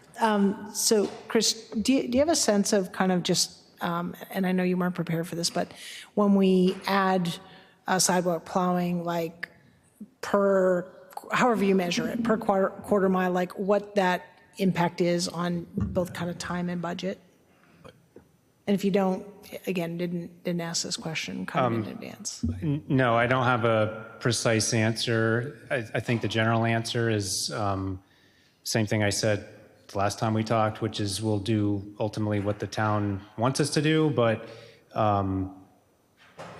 what we're adding is time. And so every time we add a sidewalk, that means it just takes us longer to do the entire route. And so as long as everybody recognizes that, there's a number of variables that go into plowing, and it's not just it snows, it stops, and we go out and plow. I mean, there's all kinds of other things that drive the timing associated with the plowing of sidewalks. I communicate regularly with the superintendent, and I know that the interest is getting the sidewalks plowed near schools, but there's certainly no guarantee that sidewalks will be plowed before school starts if it's happening that day, just based on a variety of factors. So I don't have a specific answer to your question other than, the major factor for us is time. We're just adding more time to complete a task that, so we can't guarantee, it's going to be done fast. And so to your point, I mean, you guys do your best to get out and do some plowing during a storm, but it really is, the priority is the roads, and the sidewalks are secondary. Absolutely. I mean, no matter what school it is. Roads are done first for a whole number of reasons. Like we don't want to plow the sidewalk and then plow a road and then put more snow on the sidewalk. So, which I know residents, see too. So roads are first, and then it's sidewalks, and there's rest in there at some point for the operators. So, Okay. Yep. Okay. Thank you. Appreciate it. Appreciate that. Yep. Chris, just a follow-up question.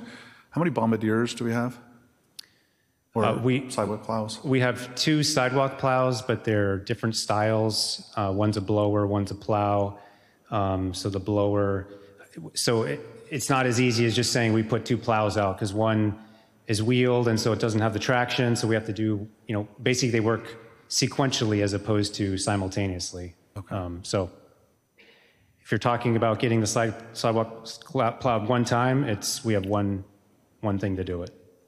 And that covers the downtown and every, the whole. Yeah, every sidewalk we plow is done with that. Just a follow-on question, Chris. So does your department plow the intersection of, so there's a new flashing crosswalk, as you know, from the Breen side to Fales. Is that area plowed for safe pedestrian crossing at some point? Not necessarily like. So we plow the sidewalk along Eli Whitney. Okay. And then post-storm, we go back to, like, we don't necessarily go back to that specific one. We go to all crossings, all intersections where we can to push snow back for line of sight and also for access to, crossing sites. But that doesn't happen right away. Yeah, no, I understand. Yeah, okay, but it's in the work plan. Yes. Okay. Ian, if I may? Yep. Do we happen to know how many fire hydrants are on those two streets, Breen and Valley Brook? Because I believe it's state law that residents dig out the fire department, the fire hydrants in front of their homes. Is that It's in our, it's not a state law to do that, but it's certainly encouraged to do that, yes. I don't know how many hydrants are on those streets. Okay. Any other questions? Not at this time. Okay, thanks, Chris. Thank you, Chris. Some of the residents here, so please go ahead. I just had clarifying questions on the study. Basically, I wanted to know, Yeah, just to say, Jeanette McCarthy, Yeah. 16 Valley Brook Road, Yeah. sorry. I just wanted to know for the study, you mentioned you don't feel that there's an issue. So I have two questions. What would qualify as an issue to get the sidewalks cleared for snow? And then also, what is the criteria for getting the sidewalks cleared? So I'm assuming, you said, there was 128 cars during the weekday. So all the sidewalks that you are clearing now have had a traffic study and determined they have a certain amount of cars, or how do you decide? This was done just to see how much traffic was on the road. Right. To see, if there were some issues there with speed, time of So- day and all these different things. As far as the sidewalks go, that's kind of beyond what the police department does as far as clearing the sidewalks. Right. I'm just saying, and I hear what you're saying about the bus stops, and we can look into the bus stops and see if there's something that we can do if it's inclement weather to pick the younger kids up so they're not traversing the streets, so make sure they're safe. But really our focus was just to see, what's the flow going in and out of the school, because a lot of parents do drop their kids off Right. to school now. Right. And to see, is there an issue with accidents? Is there an issue with speeding? That we Yeah. need to do something to kind of change the direction, maybe a one-way street or whatever, and we just didn't see that. And we'll Okay. continue to monitor our traffic counter there. Detective Dappolite and the patrols will continue to monitor to make sure there isn't an issue. Obviously, as we get into the winter months and the snow starts to fall, and maybe we'll have different recommendations then. Sure. But And this is just the to- data we have now. Yeah, just to be clear for the public's benefit, I know you know because you were at the meeting where we initially discussed this, but we ended up having sort of a two-part conversation. One was traffic and what was the impact of the Fails project going to be. So I think that my view is that's kind of what the police have answered, but the original request was around the sidewalk Yeah. plowing. So, Yeah, but we did have a two-part. As the board had come up and asked that question about if this was a cut through Right. to monitor it, because maybe we would want during school hours to I see. potentially So, make it yeah. a one-way. Sure. Street. So my initial request when I brought this to the March 8th meeting was for the clearing. And one of the things I came away from our meeting asking you all was what are you going to measure it against? So I understand the study's been done. It's saying there's no speeding. I mean, where the speeding sign, I have a picture, where it is about 20 feet from the end, from a T intersection. You can't speed. It records 8 miles per hour. There's no way to even get up to speed. So definitely speed was not the concern there. It's more like how many cars are coming up and down the road. And as far as saying it's not an issue, we may have 3 times the amount of cars on our road as opposed to another road that's getting cleared. And again, if the kids want to take a bus, which most of the kids don't, they walk, it's so close, they have to walk essentially to Fails to catch the bus. So, and then my concern is that crosswalk area that you were mentioning. If they clear the sidewalks on Eli Whitney, that's the other side of Eli Whitney. There are no sidewalks on our side where that intersection is right there. So I'm concerned about there becoming a huge snow pile at that corner, and there being the kids have to step out into the street and around the pile and do the crosswalk. So just a refresher that the initial ask was about the clearing, and the study has shown there's no major speeding, but I think the amount of cars coming up the street, we have nothing to measure that against for other roads that are being cleared. So I don't really think that tells the story, and I just ask the select board to consider the real essence of the request. I just want to speak to that because the reason that, so we had done this comprehensive look at the sidewalk snow removal policy, and we'd actually really narrowed it down in terms of which streets should have sidewalks plowed on them.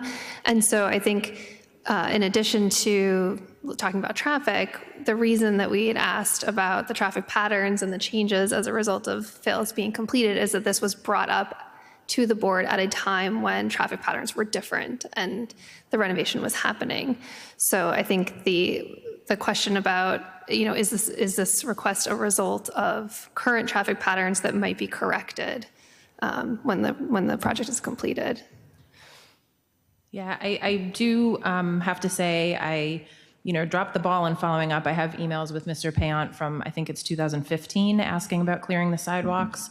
I reignited that effort when the construction was under. And so I did ask him again how to proceed with that. And that's when he told me to come in front of you guys. So it has been a concern prior to construction as well. Just want to make sure that the request is clear. I'll just quickly point out, if I may, to the rest of the board, I just pulled up the current sidewalk policy and noticed that Eli Whitney, there's actually the cut through to Old Colony is actually plowed. Yep. That There's no traffic. No cars. there's no cars. So, I mean, Right. Thank you. Yep.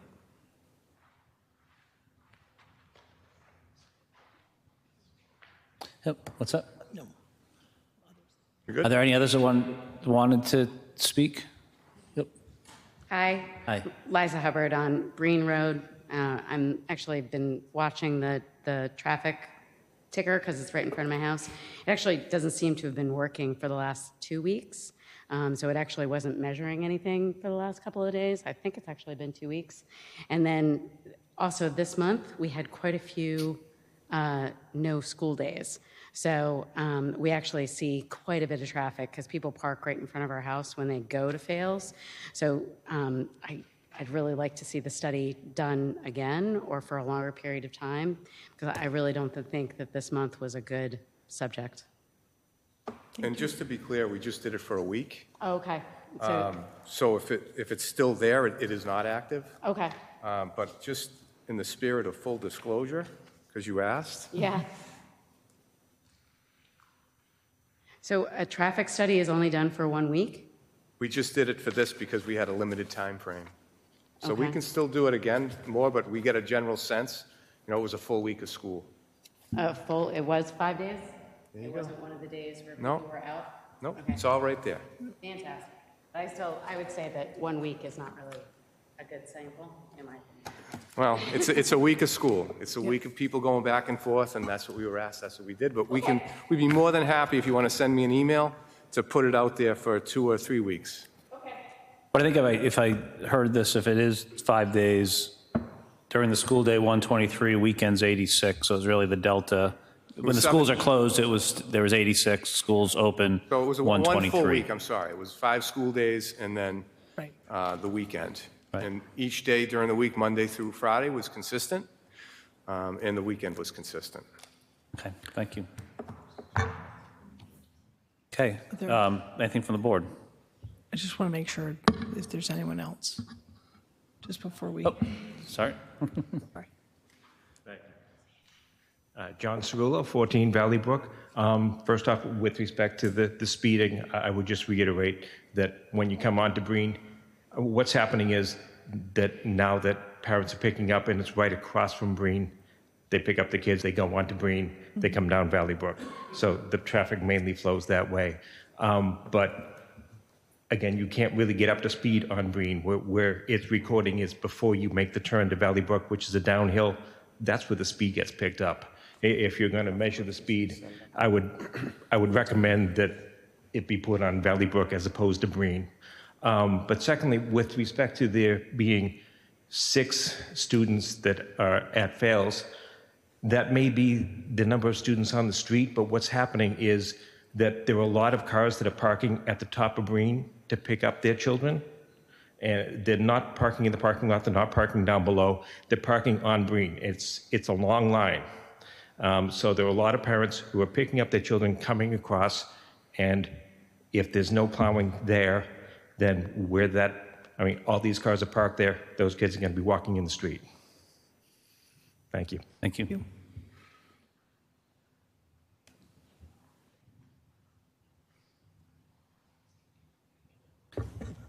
Any other comments from public?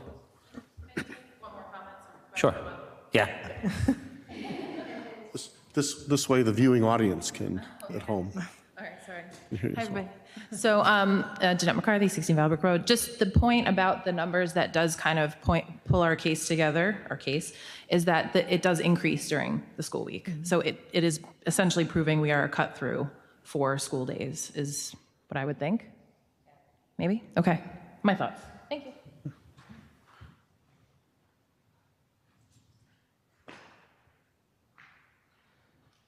Great, just so I look again, I mean, just 120, yes, 123 and 86, so 37 more cars per day were recorded during that 1 week on average. Have we, oh, go ahead. I mean, for me, the issue isn't necessarily the total number of cars per day. It's in the winter where it's difficult to plow, sometimes curb to curb until late in the storm. If you have cars parked on the street or people using it, it's really during the drop-off, walk to school time in the morning, in the exit time, in the afternoon, in the time when, and I've been behind the bus many times at the corner of Ruggles and Valley Brook waiting for the stop sign to go in when the middle school, Mill Pond, high school kids get on the buses there and are crossing Ruggles to do it and getting off the buses in the afternoon. My feeling is it might be helpful to get a little bit, better sense now that the traffic pattern's back to normal about, how widely is Breen being used as an exit cut through from people coming out of the loop or people parking there, crossing the street to get their kids. And again, with the speed issue on Valley Brook, if the sensor was moved to Valley Brook to get a sense of speed and really focus on the walking to and from school times, what the traffic levels are. Because if it's 86 on the weekend when people are coming and going at all times because they've got random schedules, versus 65 cars, in the 15 minutes before school opens and 65 cars in the 15 minutes after school lets out. It's that concentration that I think is where the risk comes in, right? It's the risk of a child who needs to walk in the street depends on the level of traffic at that time. And so I think a narrower focus on looking at the times would be helpful. Okay. Patrick. Yeah, again, I just go back to the list of streets that are already being plowed under the sidewalk policy. And on a quick look at it, every single street that is within, eighth of a mile of any one of the schools is currently plowed today. So for me, I think it's completely reasonable to say a street this close to a school where there's many young children is fully appropriate to plow those sidewalks. I'm certainly sensitive, as I think the rest of the board seems to be, in regards to adding to our list of sidewalks and the potential cost. These are two very small streets, probably a total of 300 yards of sidewalk we're talking about here. And for me, whether it's one child or 50 children that are having to get on that street and avoid snow piles in the wintertime, I think it's appropriate, just like we'd provide around Armstrong, Hastings, and all the schools in town. Within, roughly an eighth of a mile or so, their sidewalks are cleared. So I'm fully in support of this. So I would just add maybe, I didn't measure it, but I'm not sure that I didn't measure it either. I'm not sure that that's a true statement. When we look at Hastings, there are definitely some roads within a very short distance that are not plowed, like Stephen Road. There are Stephen Road has a sidewalk on it, though. The sidewalks there.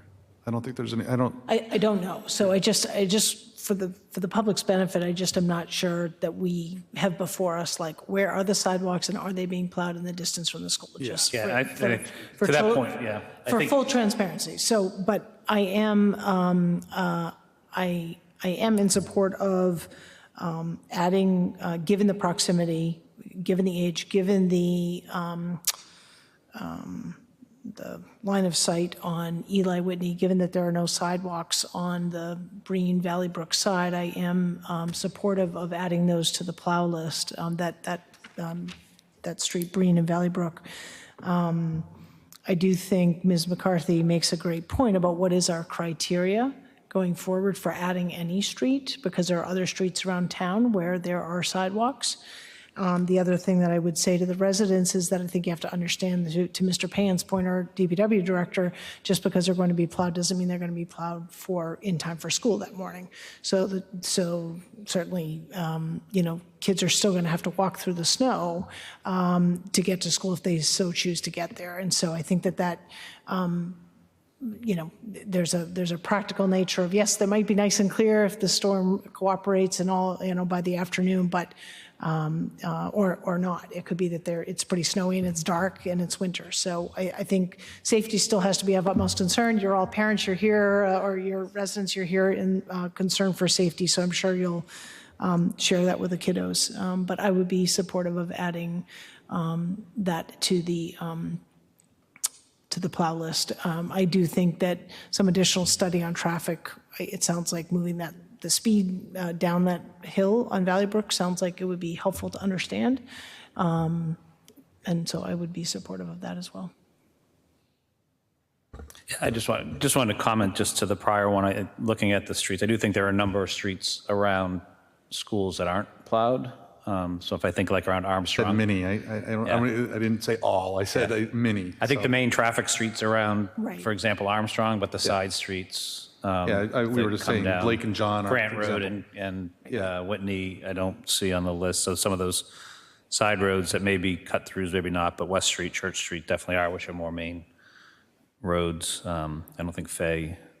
I do see that naturally Breen and Valley Brook are a natural cut through. We're not going to be able to stop that. It was probably a cut through beforehand, but the busier that Westborough gets, and now it's a new school. And I mean, I don't know, maybe people are taking drives in the morning to cut through and see what's going on over there.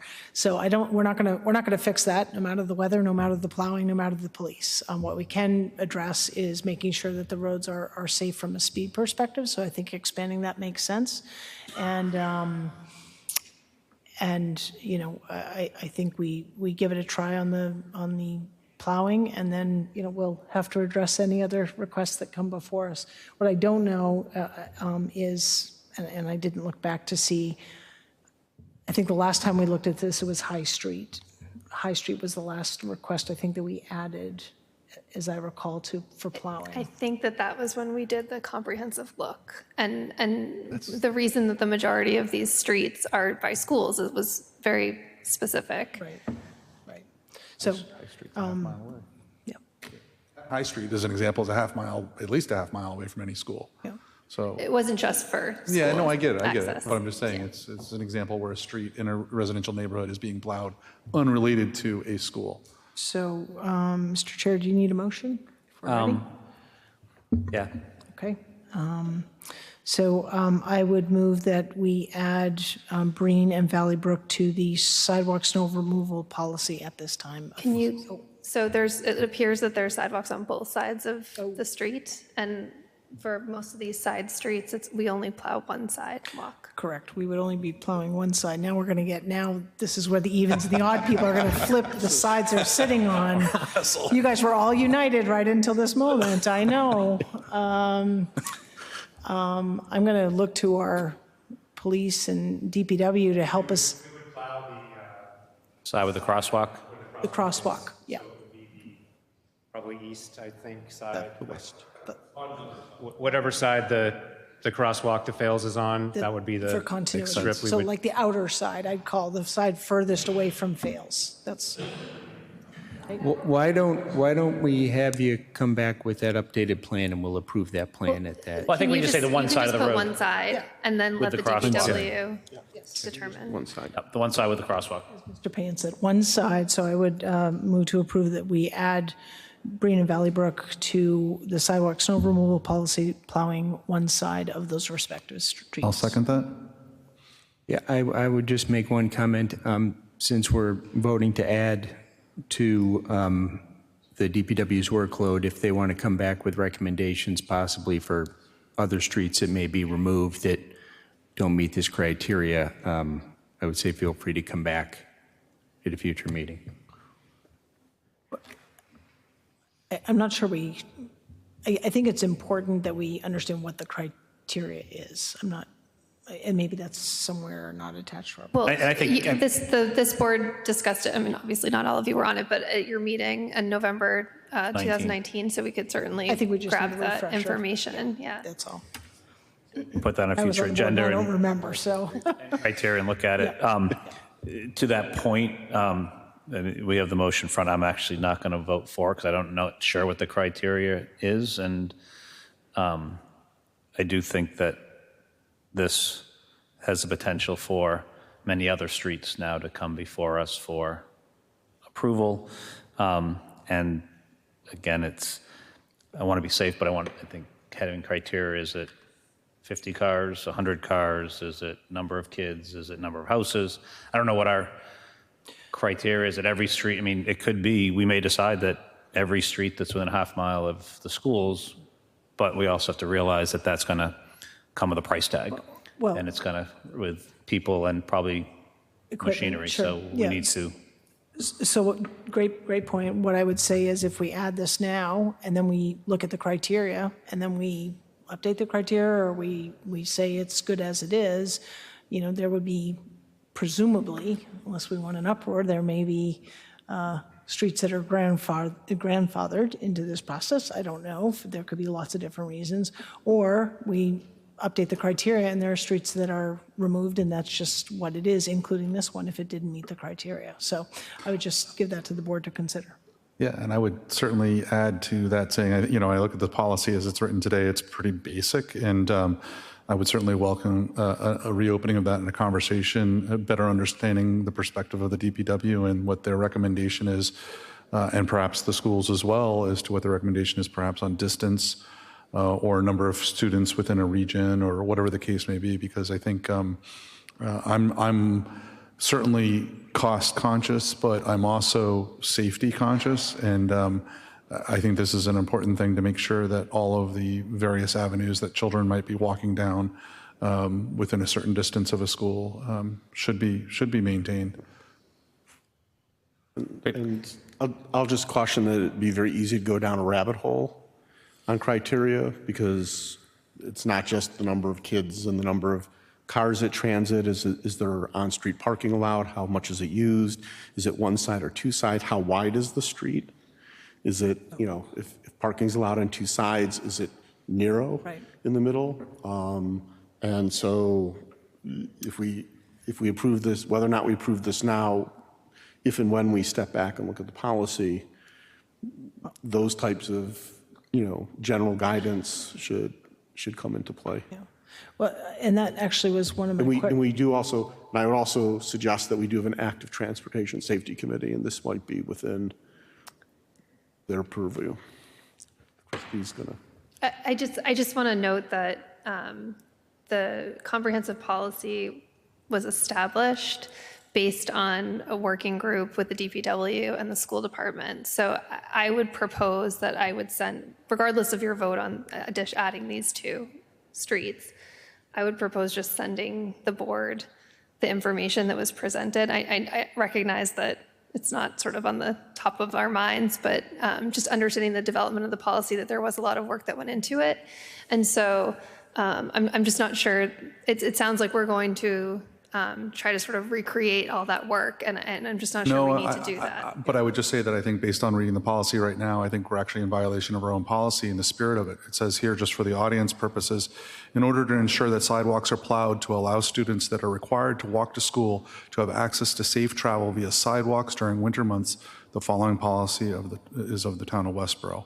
So that to me is inclusive of all sidewalks as a potential student coming down the street. Now that to me is a much bigger bucket, and I think it does need to be refined to further clarify, perhaps by distance or volume, to express that, because that to me basically says I could walk from anywhere in town, and I think the key is required.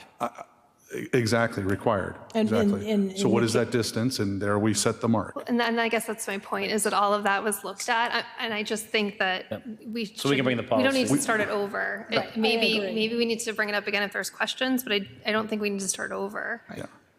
Okay, so I think we have the motion. I will call it for a vote. So all those in favor of the motion to add Breen and Valleybrook on one side, the side with the crosswalk as determined by the DPW.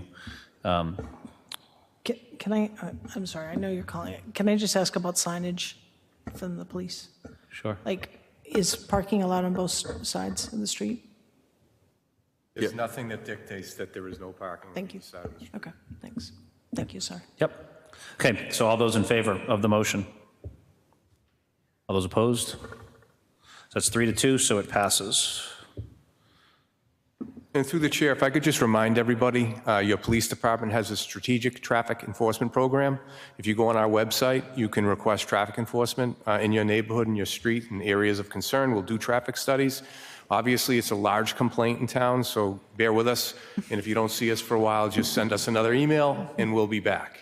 Yeah. So to the chief's point, I guess I just also want to ask, there was conversation from the board about bringing the traffic counter back and then bringing that information back. I'm not sure what the goal of that is, so I just think we should understand if you're asking for some additional action. Yeah, so my suggestion that we do that was based on, and I don't know how the decision was made to place the speed counter where it was. I'm not The questioning. directive has been given. But to Christy's question, what I'm hearing, and just sort of as I think about that, there is a slow approach. You've got a bend, and then people naturally would pick up speed, even though there is a stop sign at the end of the other side. So, if it's, I'm not suggesting necessarily that an officer go there and do that as We have technology that does that for us. Deploying the technology. The directive has been given to deploy that technology to that area based What's on the this agenda conversation. item for the board? Like you asked for receive that data back. Okay, so not an agenda item. But I'm is just it, trying to understand. is it necessary now that we've had this approved vote? I mean, you're talking specifically about Breen and Valleybrook? Yeah, I would just like to get the data back and understand it, and if it necessitates another agenda item, whatever, then the board can determine that. And we want to provide it to these folks here too, because they asked. Okay. Perfect. Thank you. Thank you.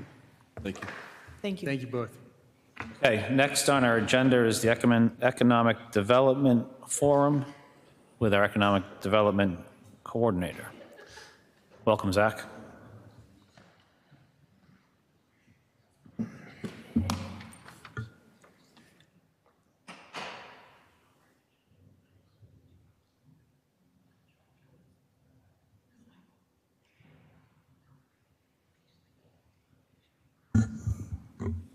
Okay, thank you to the board for creating this opportunity and inviting me up here to speak about some of the accomplishments that the town has achieved in the last 10 or so years pertaining to economic development.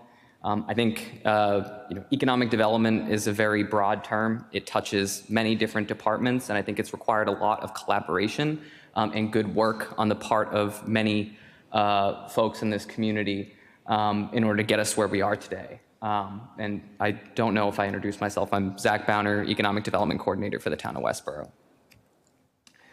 So ultimately, I have 3 aims today. One is I want to help the community and the board understand a little bit more about the history of the Economic Development Committee, or EDC, appreciating some of the town's major economic development achievements over the last few years. Additionally, I want to take a look at the 2013 Economic Development Self-Assessment Tool, or EDSAT, which was a study that the town participated in 2013. And then I want to understand how we've taken steps to address some of the weaknesses that have been highlighted in that report. Finally, I want to take a quick look at some of the EDC's more recent achievements and set the stage for some of the work that we have ahead in the near term. Before we get going, just for the viewers and the public's reference who might not be as intimately familiar with the EDC as myself, I wanted to go over briefly what the EDC is and what its purpose is. Ultimately, everything the EDC does is done with the intent of trying to promote new business and economic development in the town of Westborough. The overarching goal is to maintain a strong commercial and industrial tax base, which benefits all of the residential taxpayers in town by reducing their share of the total assessed property value in the community. The EDC does this by wearing a variety of different hats. The EDC has a marketing function. The EDC has an ombudsman function. The EDC has a relationship building function, and the EDC has a policy function. And so, the EDC is involved in work across all those areas to promote Westborough as a better place to do business, to retain and attract some commercial and industrial activity, and to create proactive, forward-thinking economic development programs and policies that make our community more attractive for economic development opportunities. Finally, the EDC is an 11-member board. Right now, we have 7 at-large representatives from the local business community, a representative from the select board, and 3 town staff serving the board. Over the course of its history, the EDC has added additional at-large representatives to get more input and representation from the business community than it had when it was originally created in October 2008. Before we dive into the next 6 slides, which provide an overview of some of the EDC's major accomplishments since its formation, and then some of the other work that the EDC has either supported or been involved in that has been very impactful for the town's economic development. As I had stated previously, economic development is a very interdisciplinary term. In my day-to-day work, I work with many of the town's departments, all the way from recreation to the DPW to the Board of Health, to planning and building, because it really takes a collaborative effort to advance the town's economic development goals and to make some of these changes happen that will make Westborough, and have made Westborough, a more attractive place for commercial and industrial businesses to locate.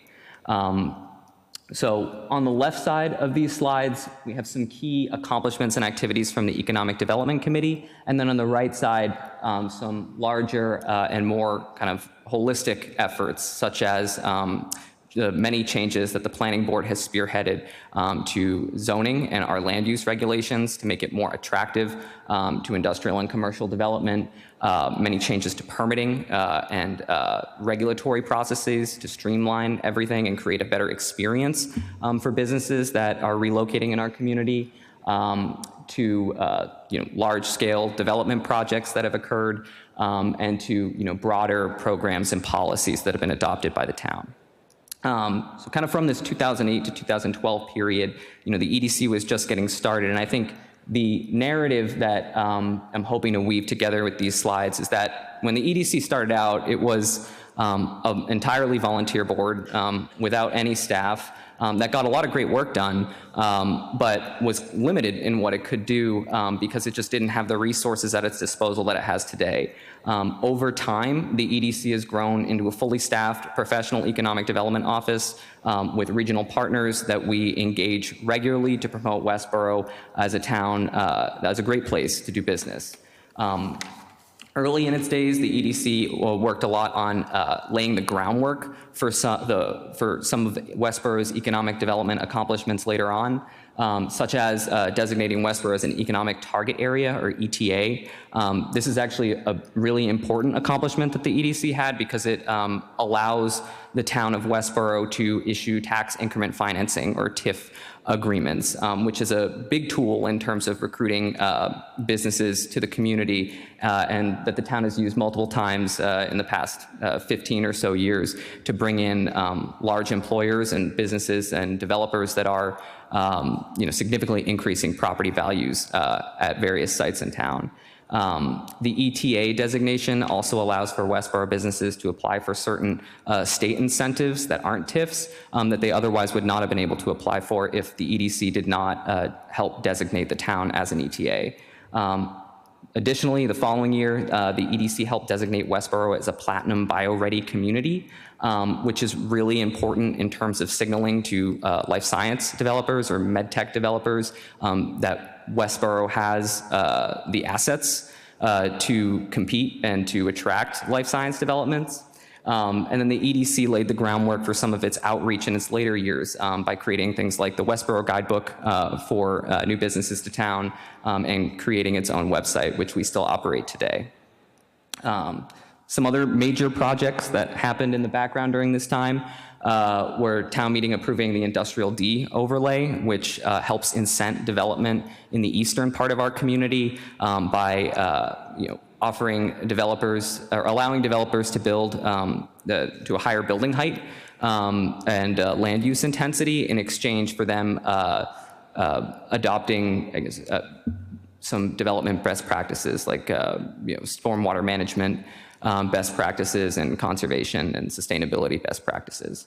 Additionally, in 2012, the town completed the Westborough Terminal Redevelopment Project, which is the CSX rail yard on Walkup Drive. This project is incredibly important for the town's economic development because access to commercial rail and having manufacturers and large businesses that are able to source the materials that they need to do their day-to-day operations and then get their products out is critical importance to businesses. In kind of the years following that, the EDC really focused on increasing its marketing functions, creating another version of the Westborough Guide, introducing a brand, a distinct brand and logo for the EDC, creating social media accounts such as our Facebook account, and even purchasing a CoStar subscription to give it access to real estate market data to better target its outreach efforts. Around this time as well, the EDC received funding for part-time staff, which really increased the amount of work that the board was able to do. Around the same time, the town participated in the EDSAT, Economic Development Self-Assessment Tool, and the Worcester Regional Transit Authority launched the Westborough Shuttle. Previously, there had not been a lot of last mile public transit access in the town of Westborough, and so the shuttle was tremendously impactful in terms of getting people to and from their offices and homes in the town of Westborough. I believe in the first year that it launched, it had about just under 500 average monthly users. With part-time staff, which was later elevated to a full-time staff member in 2015, the EDC was really able to expand a lot of the programming that it did. And so, in this period of time, the EDC actually created partnerships with Westborough Public Library and Crosslink to create a program to foster entrepreneurship within the town of Westborough. That program, I would say, was pretty successful. The partnership sort of went away with the beginning of COVID, but it's something that we have explored reinvigorating in the last couple of years. A former EDC member, Linda Townsend, actually was a graduate of this program, and she later opened a business by redeveloping the Nathan Fisher House on Turnpike Road into Release Wellbeing Center. The EDC started using digital billboards to help promote Westborough as a place to do business. Its outreach really expanded, having a part-time economic development coordinator to facilitate conversations with existing Westborough businesses and prospective Westborough businesses really helped the EDC get its message out to more folks.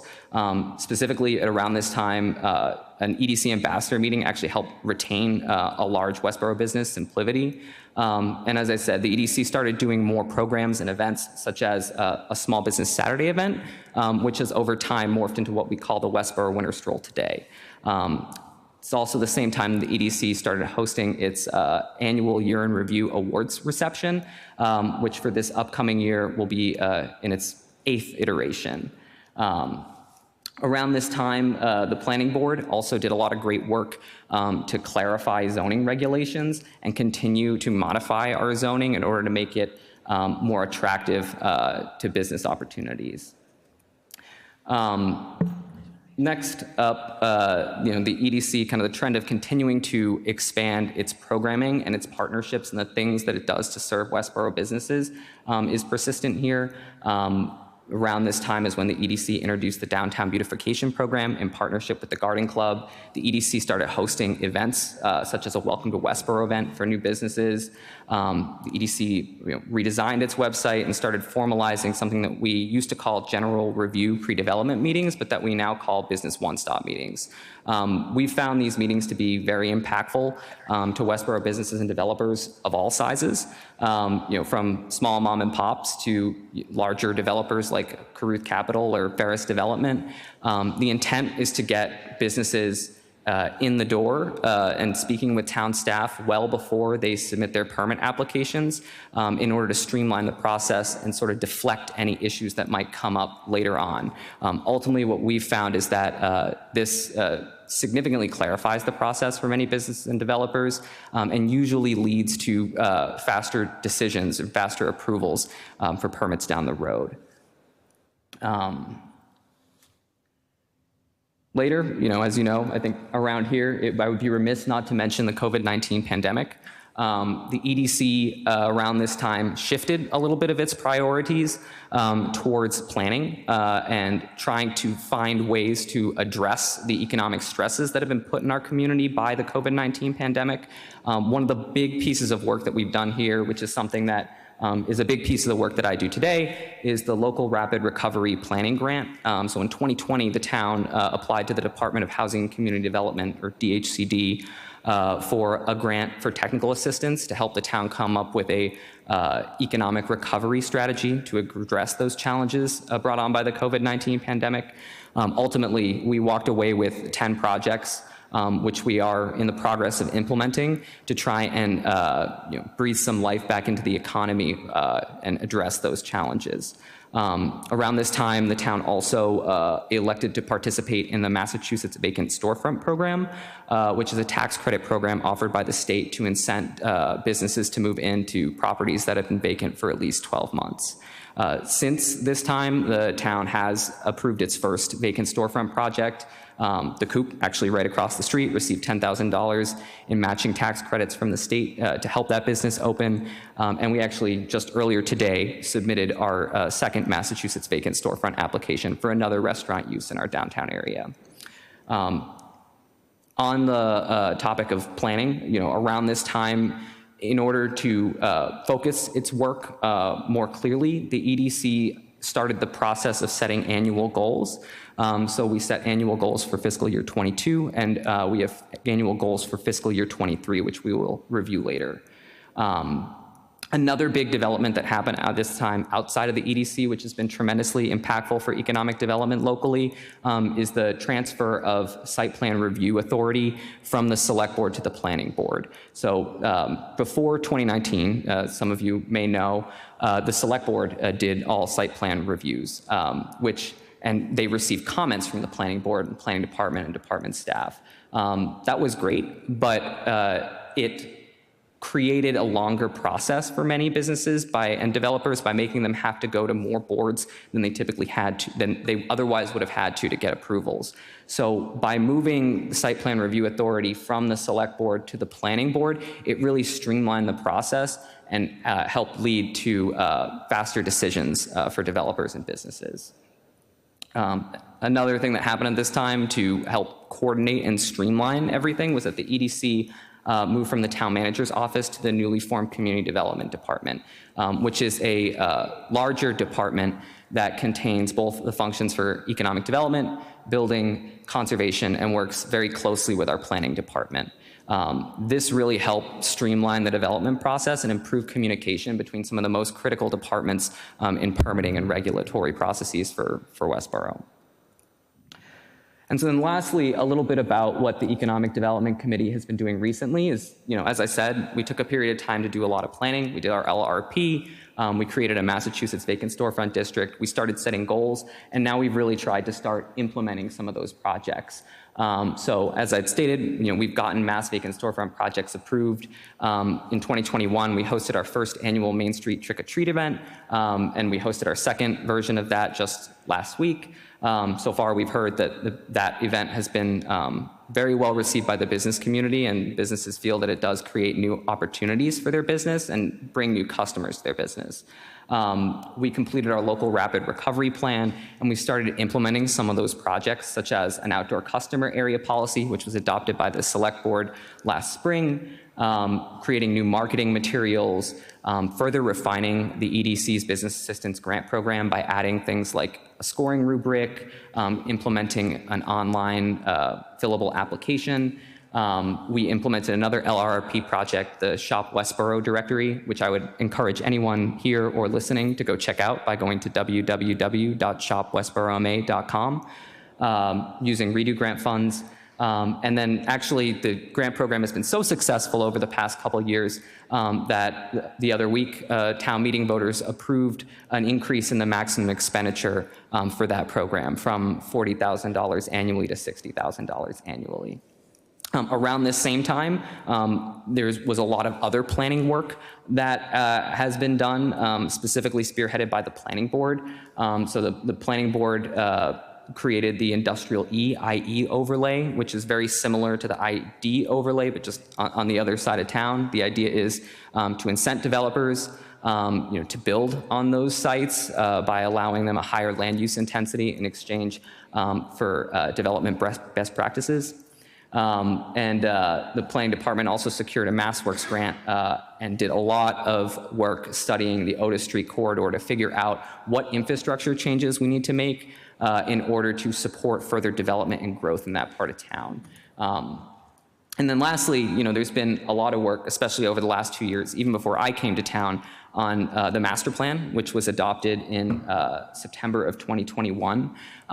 That is a big planning document that has, I believe, over 30 economic development specific initiatives, of which I think 25 are named the EDC as the lead partner, lead implementation partner.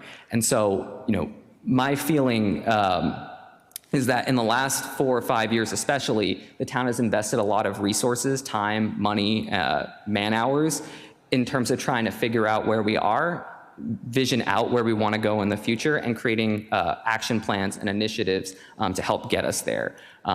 Now, and the work ahead is really the EDC helping to implement those projects and realize the community's vision for where it wants to be from an economic development perspective. And a big part of the Economic Development Committee's ecosystem and success are our critical and core partners. I won't mention everyone here on this page, but I think each one of these folks plays a very critical role in helping the EDC do its job of promoting Westborough as a great place and making Westborough a great place to do business. I'll toss out a few examples.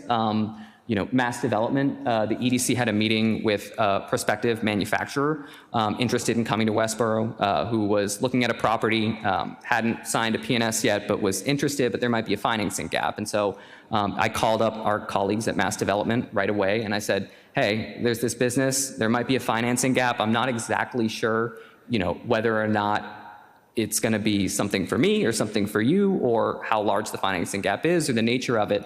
But do you want to join the call and talk to this business with me? And I think having relationships like that with our partners, which we have with each one of our partners, and the collaborative mindset that everybody on this team brings to their work really says a lot to businesses and helps us pool our resources and pool our knowledge to not let projects slip away like they might if you don't have those kinds of relationships with your partners.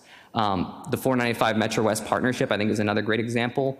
As I'd stated previously, we won a grant to implement the Shop Westborough online business directory. That grant was brought to our attention and administered by the 495 Metro West partnership. And so, each one of these folks plays a critical role in what we do and how we advance the town's economic development goals.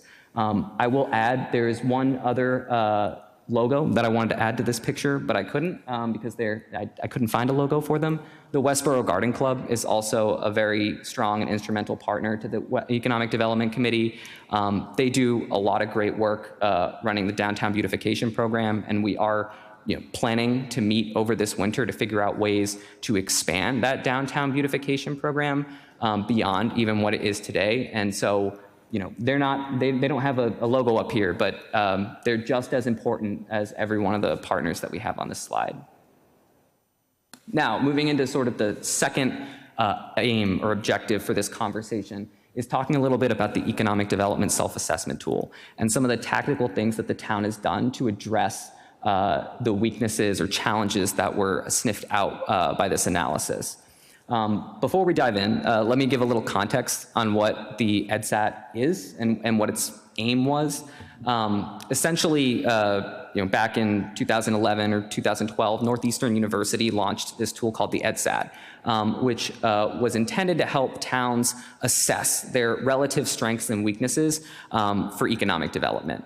Some of the features of this study were that it was actually a questionnaire that was handed to the town or to multiple town staff. And so we gave them the information that they used to conduct this analysis, and then they compared that against what real estate experts and site selectors deemed as the most important factors when they make a decision, a relocation decision, as well as what other towns said that they deemed comparable to us. They call that our comparison group municipalities, or CGM. So they asked us a bunch of questions about where we stand on a bunch of different categories. We gave them answers, and they told us, here are the important things to site selectors and real estate experts, and here's how you perform relative to the responses from other communities. Ultimately, they identified a number of weaknesses and challenges, as well as a fair number of inherent strengths. And I'm going to focus mostly on the challenges and weaknesses here today, but I would strongly encourage you to go look at the EDSAT. It's on the Select Board's website in one of the blue tabs on the left-hand side of the town's website. And there are a lot of great strengths and inherent assets that Westborough has, which we try to highlight in our marketing and in our recruitment efforts to this day. Some of these weaknesses, and I'm not going to list them out here, we can go one by one, are larger than others, but I'll dive into it right now. So the first thing that the EDSAT called out was lack of timeliness of approvals, and I think the town, across multiple departments, in a very coordinated and collaborative effort, have done a lot of work to try and address that. The EDSAT called this out because length of approval time or time to decision is an incredibly important location factor for site selectors and real estate developers. And they found that the time to approval in Westborough was longer than for many of our comparison group municipalities at the time. Since then, I would be shocked if that's still the case. The town has done a lot of work, such as implementing interdepartmental permit tracking software, work which began as early as 2012 and wrapped up around 2015, 2016, which allows departments to basically communicate with each other when reviewing permits. This significantly speeds up the permitting review process because instead of having to send things back and forth, make calls, send emails, it's all centralized in one place and departments can communicate and talk to each other and come to a decision much quicker. Additionally, in 2017, the building department opened a computerized kiosk in its department. There's actually now more than one, there's 4 or 5, and you can go see them at the building department after this meeting if you'd like, to allow folks to input permits electronically via Permit Pro. And so this allows folks to input permits remotely from home without having to come into the office after hours, and has significantly improved customer service and time to approval. Furthermore, the EDC helped formalize those pre-development meetings, which are now called Business One Stop, which I was talking about earlier. Another way to try and get ahead of these projects, get everyone together, surface issues or challenges from the beginning, which gives businesses and developers more time to address them and gets them to their goal faster.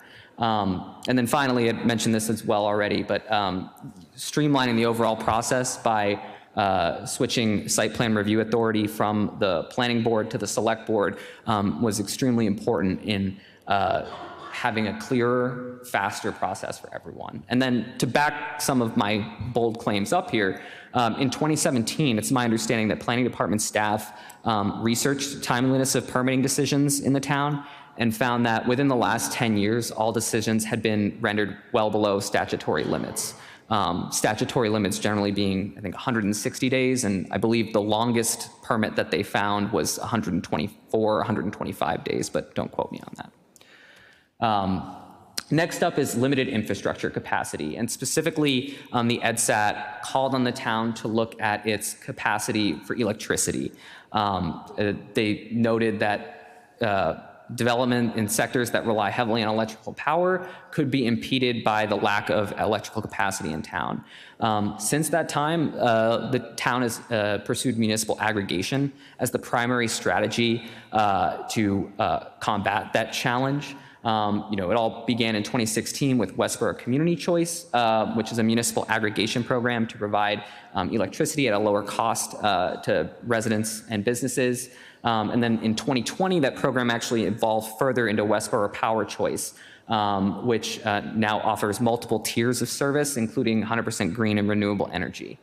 The next challenge that the EDSAT highlighted is a high level of traffic congestion.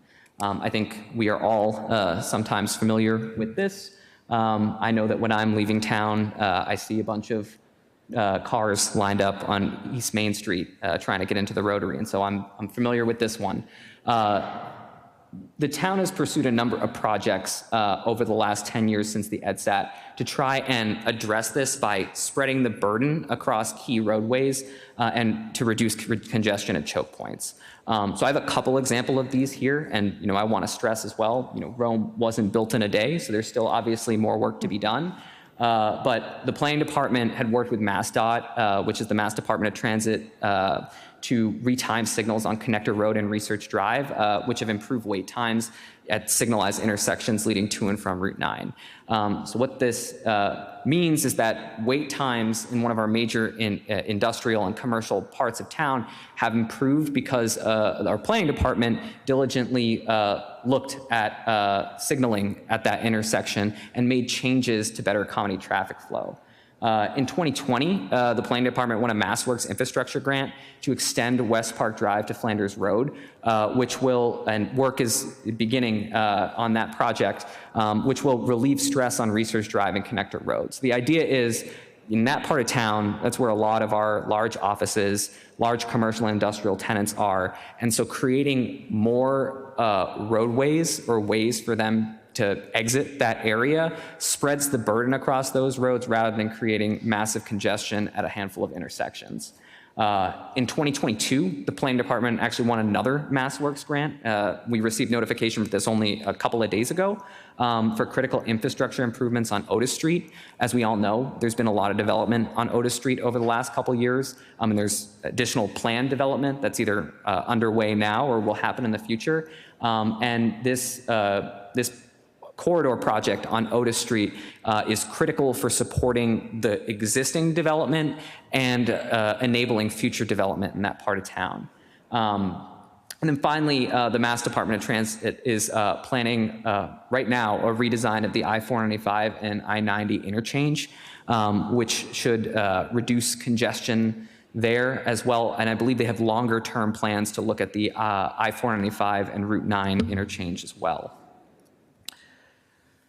This next one, I unfortunately don't have much to say. The EDSAT called out limited highway access compared to our comparative group municipalities as a challenge for Westborough. I threw up a picture here that I find reflective of my stance on the issue, which is that I've always thought that one of Westborough's greatest assets is its access to major roadways and highways such as I-495 and the Mass Pike. We're the only community in the Commonwealth of Massachusetts that includes both 495 and the Mass Pike. We also have State Route 9 running right through town and a lot of commercial activity, retail and industrial on that roadway. We have two other major state roads, Route 135 and Route 30. And anecdotally, what myself and our Economic Development Committee members have heard from businesses that operate here in Westborough is that one of the major reasons why they choose to locate here is because of how competitive we are in terms of access to different regions of Massachusetts, access to Worcester, access to Boston, access up to Lowell and down to Franklin on the 495 belt. It's really, in my opinion, a strength and not a weakness. And so that's why I chose to represent it with a picture here instead of any more text. Hey, Zach, just looking at our time here is I'll run a little bit, yeah, through. I don't want to cut it short, but if we could move a little bit quicker, would be great. Thank Totally. you.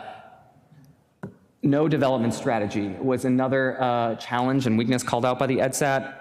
As I'd said earlier, we've done a lot of planning activities between the LRP and the master plan to address this. The master plan has a ton of action items, of which the Economic Development Committee is assigned. And so at the time when the EDSAT was conducted, we did not have a master plan that had an explicitly economic development section. It's my feeling that since then we've addressed that.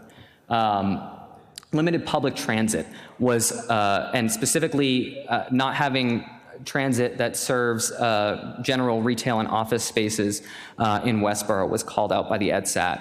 And since then, right after the EDSAT was released, the Westborough shuttle launched, which I had mentioned had about 500 average monthly users in its first year of service.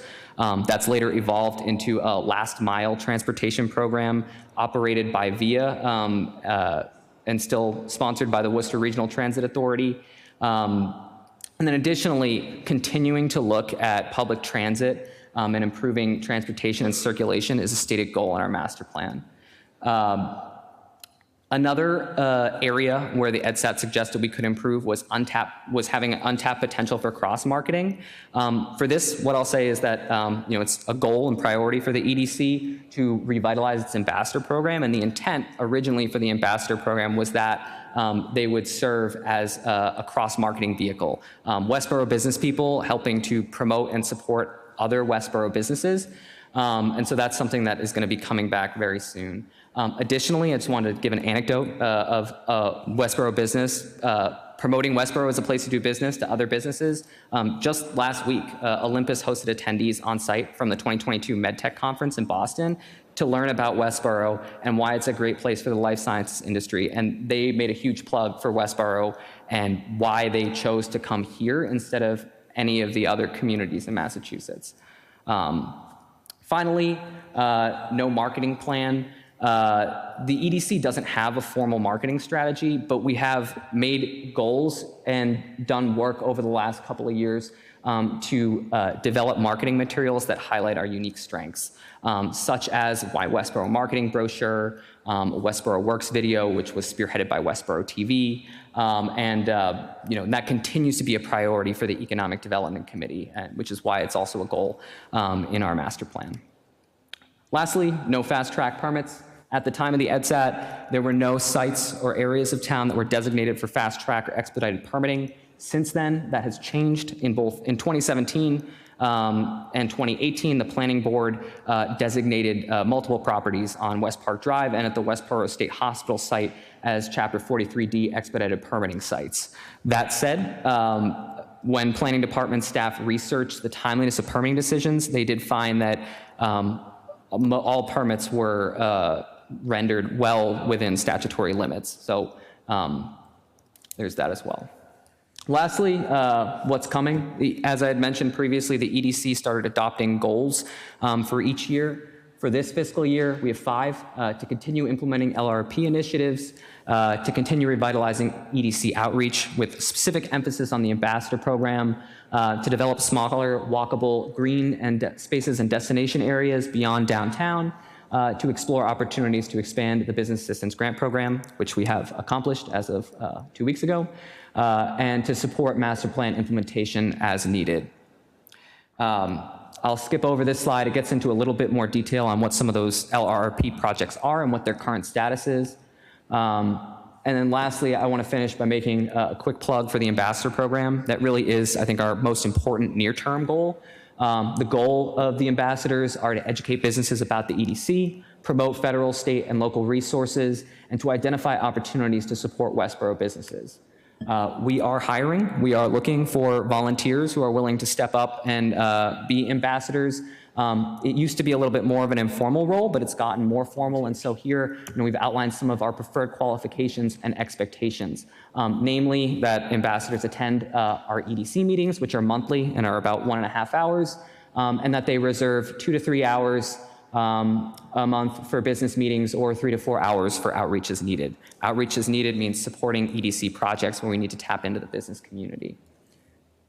And then lastly, if you're interested in being an ambassador, please reach out to me, Zach Bowner, Economic Development Coordinator, ZBOUGHNER at town.westborough.ma.us.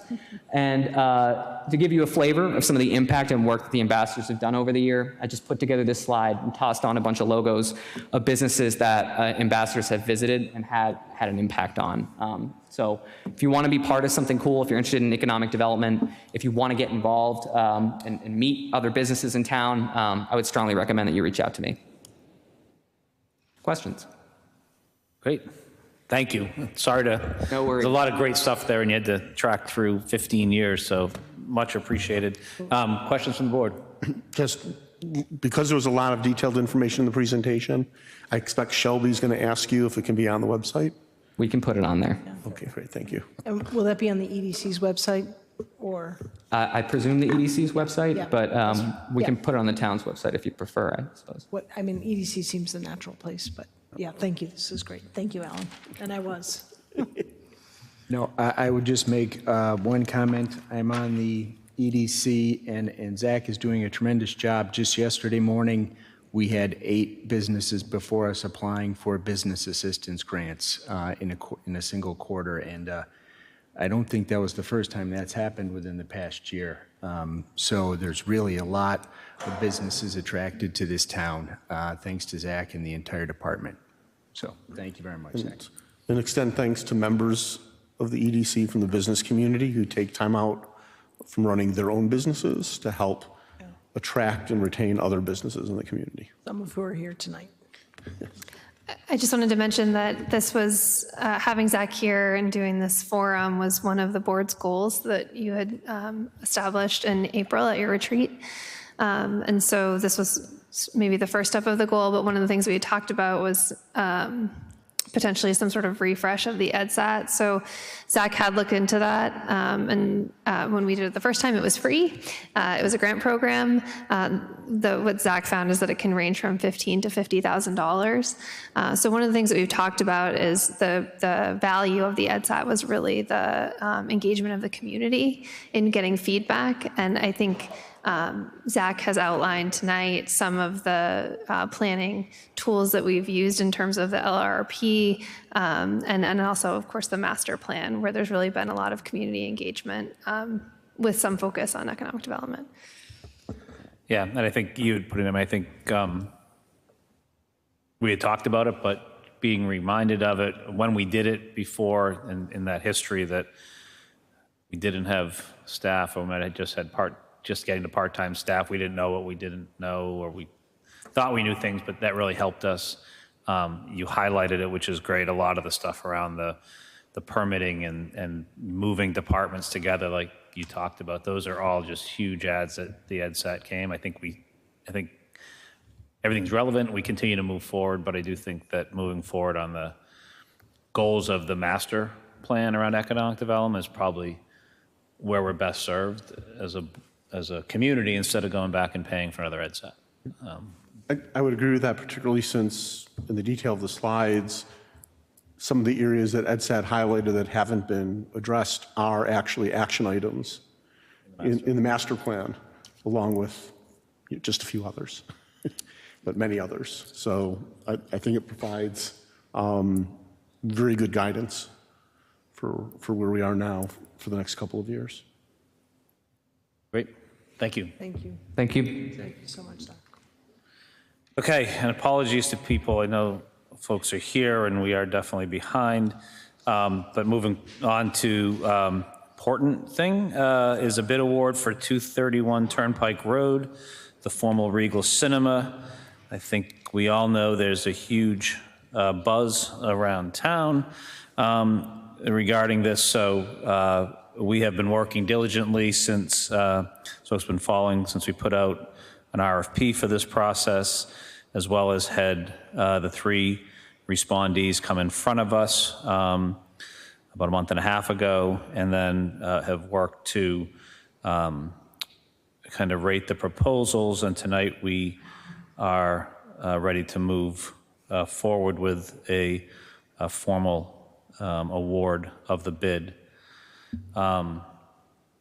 What we did is, as folks know, and definitely board members can jump in here and help me as I go along, but basically within the RFP, there were criteria that we put out of how we would rate. So basically all of the respondees knew what those categories were and what the rating criteria were in those categories.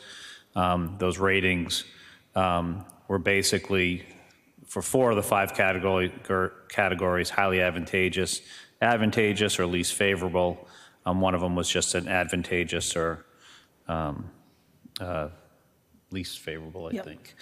But the 5 criteria, just, and folks, the RFP, if you want to see it in detail, has been posted and is still posted out on the website. But the 5 criteria were purchase price, other financial benefits, financial resources of the bidder, the ability to proceed, and then sustainability.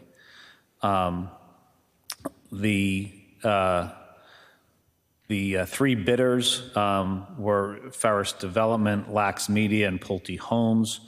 3 unique strategies for that.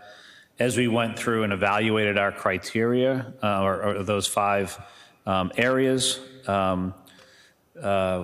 we came out with Ferris and Pulte both having 2 highly advantageous ratings, Lax Media having 3, Ferris having 3 advantageous, Lax Media having 2, Pulte having 1, and the least favorable category, Ferris and Lax had 0 and Pulte had 2.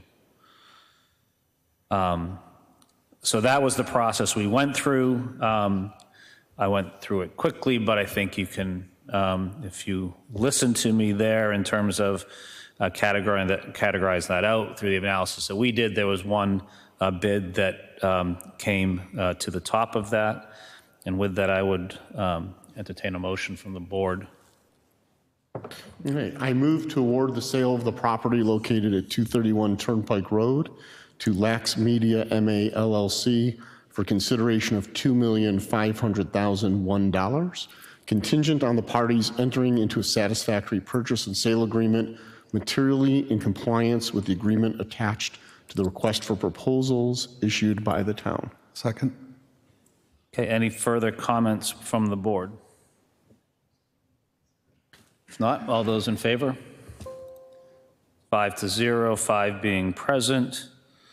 I guess I just want to thank all of the bidders for their participation in the process and for their, patience as we worked through this and waited for our meetings. And we recognize that the wheels of government don't always move as fast as folks in the business side want them to. So I appreciate their patience. And also I want to thank the public for their involvement and interest in this. So thank you. Thanks for that. Great. Well, thank you. A lot of work went into that. It feels anticlimactic, but this is a big deal. I know. It's a long time. I want to be holding up like an applause card or something. For the town. Pages of reading. Yes. So very exciting time, and we will move forward with that with Lax Media. Okay, next on the agenda is a request from the Recreation Department to build a cricket pitch at Westborough State Hospital. Snuck up there on me.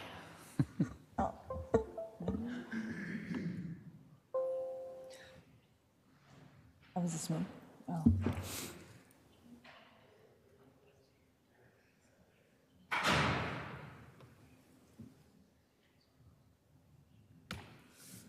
Sorry.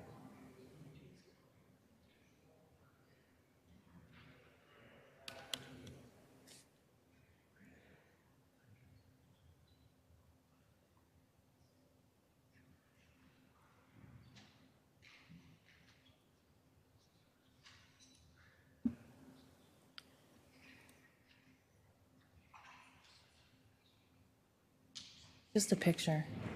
That's an important one. Part of the IT assessment. That's good. Well, I don't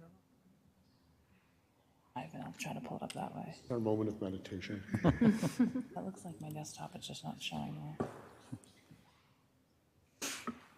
Oh, here, you know what, maybe. Well, you're pulling it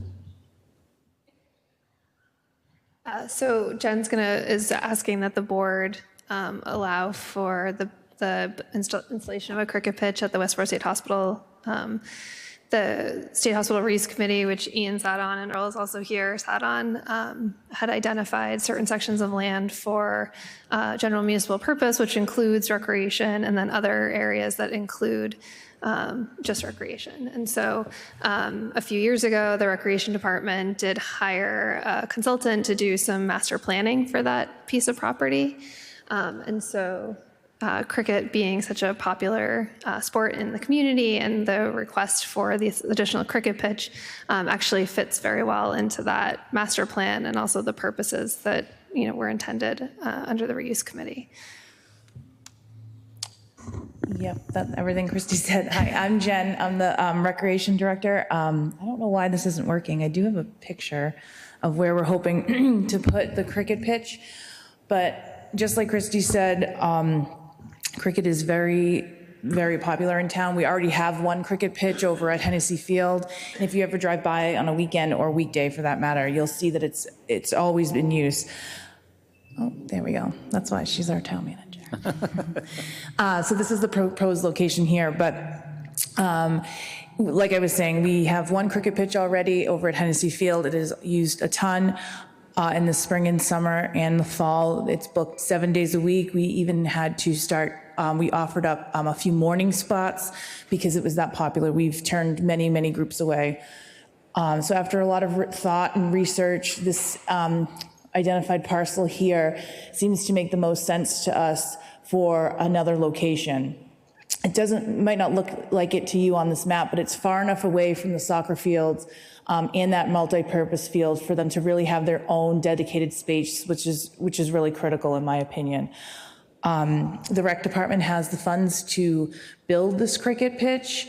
We know how to maintain one. It's fairly easy. The only maintenance that it requires is replacing the turf we just replaced Tennessee's turf. It's been about 5 years. So we're just here because this land is under the management of the select board. Happy to answer any questions. Jen, how level is that piece of property right there? Is it? How level would you say this property is, Earl? Is level? Okay. Two little voids, one pretty good. And that's going to have to be addressed. Okay. Just, when you're running, it's not like a soccer field. Okay. But it's not like this. Okay. It's playable, but we're going to adjust that. There's no cuts or fills there. It's going to sit flat right in the field. It's going to be flush in the field. Yep. Minimal excavation, just excavating for the pad actually, and adding a little bit of loom in places that's small, but not much. Jen, I understand that you do have money in the budget for this, but if you could give us a sense of what it costs to put in a pitch? Sure. We have a quote for it costs about $22,000 to install, which is an investment.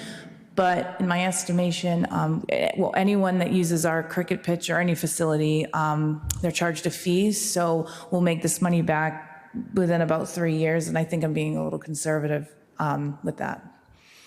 Okay, and just a question, I don't play cricket, so just the orientation of where the pitch is relative to the field. Yep. It seems, I guess, help me to understand that. Sure. So it's not where I would think it would be. So yeah. So we actually went out to the site. We don't play cricket either, but we have a lot of dedicated players that are invested in this process and want to make sure it's done right. So they came out to meet with us, and we measured. It looks like it's 100 feet long, and you need about 200 to 250 meters on the diameter, which sounds weird, but we went out and measured that, and that place, it's plenty big for what they need to play a cricket game. Okay, so it allows for the necessary hitting. I mean, because it almost looks like to me, again, I probably have a baseball mind, and I know that's not it. It should be centered in the area. Right. So that's not No, necessary. because it's a 360-degree sport pretty much. So you can go behind, sides, out to the outfield. But we were out there for quite a while, kind of walking different angles to see where the pitch should be. And this is not drawn to scale. I went to one stop today, and I was, I'm not an architect, but that's okay.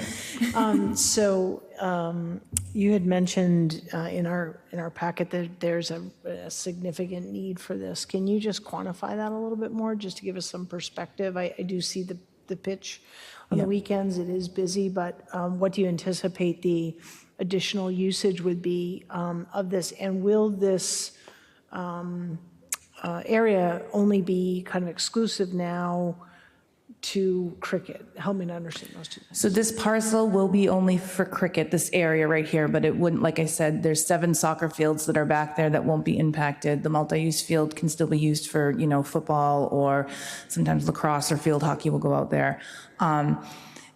And so currently Hennessy Field, it's full 7 days a week. So that's one team during the week. So that's 5 teams, and then usually 2 or 3 teams. Cricket is a very long game. It's 3 or 4 hours. So usually we say 2 teams on the weekend. So that is 5, 9, about 9 to 10 teams. And the teams are made up of about 15, maybe a couple of more people. And our rec commission has a pretty strong, has a strong residency requirement. So anyone, this is across the board, any group that wants to rent one of our fields, there's a 75% residency requirement. And I do know that it's for a lot of these cricket teams, it's even higher than that. So this is servicing many, many Westborough residents. Do we anticipate, given that additional use, that I know that there are some limited bathroom facilities on the far end of the soccer field? Will those be needed, and will that be part of your budget going forward? Yep. So our practice now, we do put one down at Hennessy for the season, well, early spring to late winter. But when there is a bigger tournament, like they just had the Westborough Cricket Tournament in NECA on the weekends, which is kind of a chunk of the spring and summer, they'll some of the league will provide an additional bathroom. So on bigger events, they're responsible for bringing in their own, but we would probably have to add another bathroom up there at that facility, which is standard. Just for regular use, but that could also be help for the multi-use field. Oh yeah, or the multi-use field, yep. The dog park, okay. So ongoing maintenance, so I know those fields are being beautifully mowed now, so that would they would continue to be mowed. Same mode as usual. Sometimes, again, if there's a bigger tournament and they sometimes will ask for an extra mow, we have that's something they're willing to pay. They're just so grateful to have a facility so that if there's an extra mow needed, we can bill them for that. But other than that, just keeping an eye on the turf. The turf gets pretty worn just in one spot where they pitch, but the turf at Hennessy lasted about 5 years, a little bit more, I think. So that's really the only maintenance. Okay. I have one comment, actually, for the board or through Christy, I'm not sure here.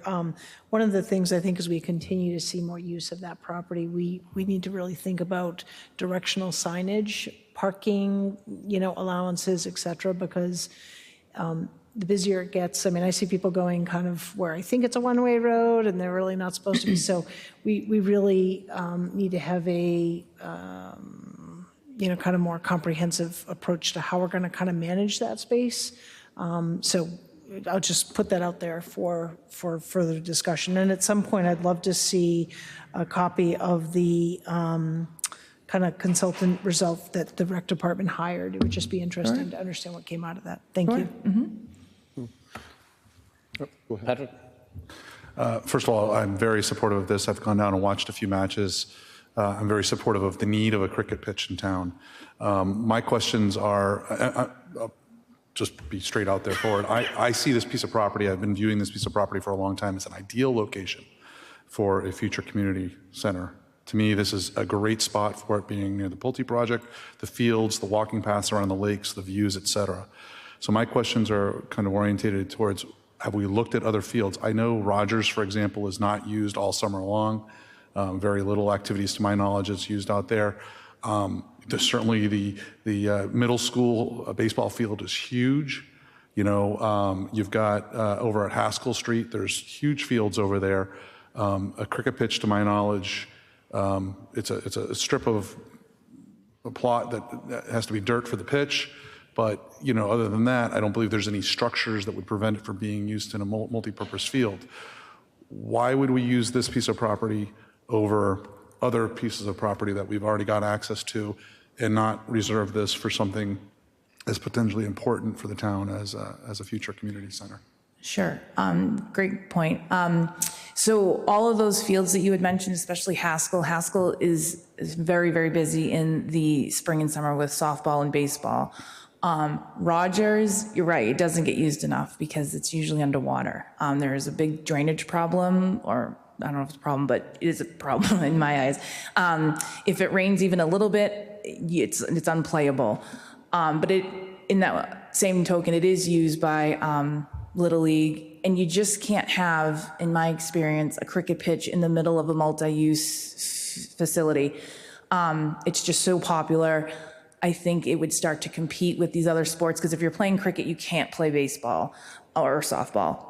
So it really does need its own standalone area.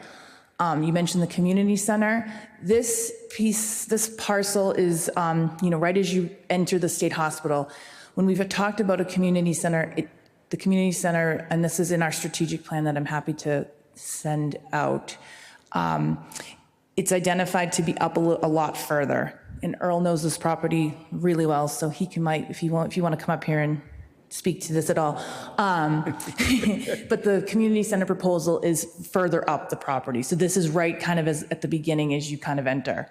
Right, so the master plan that I spoke of considered the community center being located here and the ideal location for it. I knew it was, I talked about in this area. I didn't know that there was a specific spot that it was referring to.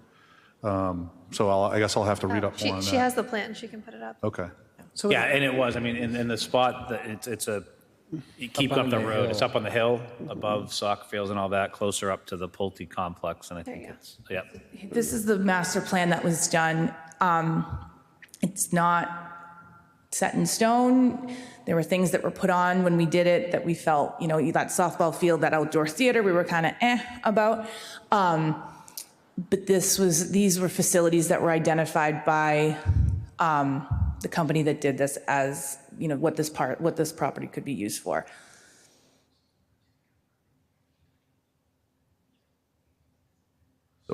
So just trying to orientate myself here a little bit, where this would reside in this picture is we would eliminate, if I understand correctly, that part of that parking lot area and even into that softball area that was identified in this plan. Is that correct? Yep, that's where you are down. And there is obviously a significant parking for anybody who's had their kids up there for soccer games. It's all the way around the lake, to the far edge there that you see, back up and into the parking areas. Obviously, we built a community center there. We reduced the parking spaces there. I am just worried about the overall capacity of parking, but we're eliminating some of the things that are called out here. Is there a need for additional softball field as an example? Not at this time, in my opinion. We have, enough softball fields. Little League does have their own facility over by Target. These two parking lots down here, if I could work with my mouse, do exist. We did build those. Yeah. If we were to build a community center, there's parking identified in 2 spots. And it wouldn't be totally eliminating all of that other extra parking down there either, I don't think. What year was this done, Jen? 2016. I hadn't seen this before. I mean, it's a great diagram and it really meets the needs of the town. I just look at that as cricket pitches can be quite large. You said just now 250 yards in circle. That's big. I mean, that's twice the size of a high school, more than twice the size of a high school football field. So I guess your diagram with the proportion my mind doesn't fit that area as 250 yards square. I know the map looks small, but being out there, even I was kind of, when we went out, it's just every time I go up to that property, it's just so much bigger than you even can think. You know, like in your mind, you think of it, and then you go there, and you're like, oh yeah, this is pretty big. And that parcel is just, it's standalone. We wouldn't really do, like, we wouldn't be able to put a soccer field without having to take down some trees. It wouldn't be ideal for a softball field. It's actually bigger, that area that Jen is referring to is bigger than the multi-use current field. Yeah, it's big. Yeah. Okay, thank you. Yep. I just jump in. I think this is fabulous. I think it makes sense. I think the demands. I guess the question I have is, do we do any recreation program for kids up at Hennessy now, or if not, could this be used for? It doesn't have to be kids. Recreation programs. Yeah. Yep. So we've tried. It is a goal of ours to start incorporating more youth cricket. Some feedback that we've received from some of the people that play adult cricket is that their kids, it's hard to get their kids interested in playing cricket because their kids want to play the sports that all of their friends are playing, like basketball, softball, Little League, things like that. But we do have a plan to try to incorporate more youth cricket. And having this kind of like satellite site or additional cricket pitch would kind of afford us the opportunity to try to experiment a little bit more, because the hard part is if just using Hennessy to hopefully run something on a Wednesday night that we're not sure is going to take off when we have groups of people that are waiting and willing to play and pay, it's hard to do. So having the second pitch would allow us the chance to kind of experiment with some things like that. Yeah, I do think, and here that I exactly agree that this is, I think, the perfect spot for a community center down the road.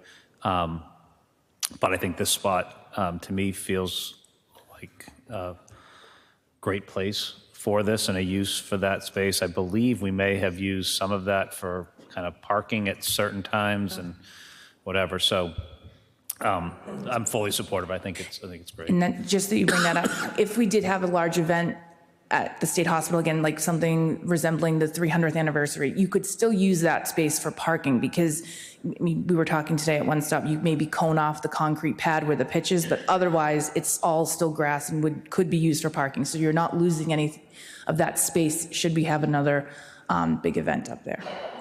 Jen, no, I think this makes a lot of sense. I mean, currently that space isn't really being used. It doesn't preclude any of the space up there from being used for a different purpose at a future time. You said that space required is 2,500 square yards? Is that what you said? 200 to 250 yards in diameter. 250. I could get my phone. 250 yards in diameter. Around, yes. Okay. Diameter. Okay. Around, yes. All right. But that's I was smaller just than a texting football our field. cricket pro that just to make sure. I'm supportive of this. Patrick asked my question about the need for the softball field. But my understanding is that with the reconstruction at the high school and the drainage, that's more available to Westborough Little League, to softball, much as they use the baseball field at the high school for the older students. And So that's mitigated the need for more softball fields. And also, just as a note, I believe that cricket is now part of the physical education curriculum at Mill Pond. I believe in sixth grade, my son had a 6-week module and learned how to play. So my only other, and I'm sure you've thought of this, Jen, is just safety from the ball and parking and traffic flow. And being that you said there are no other structures being put up, like a fence or what have you. Right. You know, Hennessy Field really is kind of off the beaten path a little bit, and there's a significant distance from the hitting area to the, what would that be? Upton Road. Thank you, that one. Oh, sorry. Yeah, so I just, that would be honestly my only concern with this location. So, but if you've walked it, you guys have talked with the experts, and they feel like, given the positioning of the pitch, that's not going to be an issue with flying balls and hitting cars or people walking, then. Yeah, it was definitely discussed, and they didn't seem to feel like there'd be an issue. They even talked about maybe even coning off if there were, again, these bigger tournaments. areas to just make people aware that this is happening. And my plan would be that the main field would be Hennessy. So these bigger tournaments and events that you have heard me talk about would remain over there. This would be more as the secondary, I mean, it would still be just as good, but a secondary place for more, recreational users, our kind of programming. I still think it'll get used a ton, but Hennessy will remain kind of our priority field for big events like that. Earl, did you have something? This live? Yep. Yep. Earl Story, 258 East Main Street, Chair of the Westborough Recreation. When you mentioned Mill Pond, okay, I tried doing something with the school, nothing against them or anything. Maybe 6 years ago or so, I don't know if Jen remembers or you were here on the, if you were working here then, but we put a cricket pitch in at Hastings, and it was a nice big area. Not a lot behind it, but plenty of room out in front of it. And we did it in stone dust, okay, because we were limited on the funds and the school wasn't going to put any money into it, which was fine. But we found out that they were, when they played cricket pitch, there was things going on, it was in the way of the playground and stuff like that. It just didn't work, and I don't think that, I really don't want us to invest money on school property. I don't think that's a good idea at all, my personal feeling, and for our recreation department. The other thing I want to tell you, Shelby, is I've been thinking about that, people walking and stuff like that being wide open. I don't want to put a fence up, but we need to, the stanchions we have for down at Bay State Commons that we put up, and we put the rope between them for the cultural council to be able to serve alcohol and stuff. Yeah. So if we had something like that, having some, or the taller cones, and put them out so people wouldn't walk there, or we invest in the plastic jersey barriers, which is, one person can hang, and you can put it up. So I'm going to have to block that off so the cars go around the back of the building. They're not going to be driving right out front, I'm going to let them park where the Quonset hut is in there. That would be their parking, And what the group that we're working with said, there's plenty of room and, it should be good. And the other thing is, the initial investment isn't a lot of money. So if we decide to do something 10 years down the road, you deep six it and build whatever you're going to build, and we put a cricket pitch somewhere else if you find that's a better place to build a building or a softball field or whatever, So I just think, it's not a big investment, and we're going to get it back. When we're going to get the money back for it, So we're not taking it out of the taxpayer's pocket or whatever. So If we had the Community Preservation Act, we might have money already saved to contribute to this. Oh, absolutely. Just saying, since we don't. Nice little plug there. Oh, sorry, did I say that? I apologize. What you did there. I do apologize. Ian, if I can ask a question, I just, Yep. Does this have to go, is there a site plan review that is done by the planning board or anything like this for parking, for traffic, any of that type of stuff? We were just at One Stop today with planning. Fred was there, Chris from DPW was there, and no, there's no structure. There's it doesn't have to go through any review, site plan review. If we were building a parking lot, then it would. That's what I learned today. Thank you. It's a paved parking lot. Although I do. Yep. I do think. I thought Fred was going to be here and stay for support, but he's gone. He knew you had it covered. Yeah. Christie, would that discussion about kind of signs and flow, like who, given the mixed use of this property, who would that come before? Is that So it's a really awkward and recreation and conservation? Yeah, it's a really sort of interesting parcel because it's under the control of the select board as conveyed by town meeting, but it's there's specific areas that are specific to recreational purposes. And then the other piece has always sort of been recognized as recreational. So the recreation department and the commission have really taken the lead in terms of how that's moving forward. So that being said, I think working with Jen, we could develop some sort of plan. Work group. Yeah, well, maybe work group of 2, and then we can bring it forward. Right. And I think the lakefront property is under conservation too, right? Right. There's yes. some there too. Yeah. Nothing's easy. No. So do we need a motion on this then? I didn't see it. It's under your authority, so you should probably make a motion. Okay. So I'm not sure if this is right. So I move to approve the use of the identified parcel of land at the former Westborough State Hospital property to build a cricket pitch utilizing recreation funds. Move in second. All those in favor? It's 5-0, 5 being present. Thank you Thanks very for much. the questions. Thank you. Okay, next on the agenda is the acquisition, Zero Ruggles, Off Ruggles, and land grant. Christy. Yep. So I just wanted to provide an update. So as the board is aware, the the board was authorized at town meeting to purchase the property, and the appropriation was set. We had proposed at the time there were 3 parcels shown on the A&R plan. Parcel A, which was about 0.3 acres, which had access to Breen Road. Parcel B, which would be, Parcel A, which would be conveyed to the select board. Parcel B, which is conveyed to the Conservation Commission, that's the largest portion of the parcel, which is over 10 acres. And then Parcel C, which is about 2.79 acres, I think, also under the select board, but really for the purposes of the DPW needs in the future related to the water tower that exists at the top of the hill. 2 days after town meeting, so I guess I should back up. So we had applied for the land grant through the state, and we were actually awarded the land grant of about over $90,000 for the purchase of this property. Given our interest in dividing the property, we were told that we could not use the funds.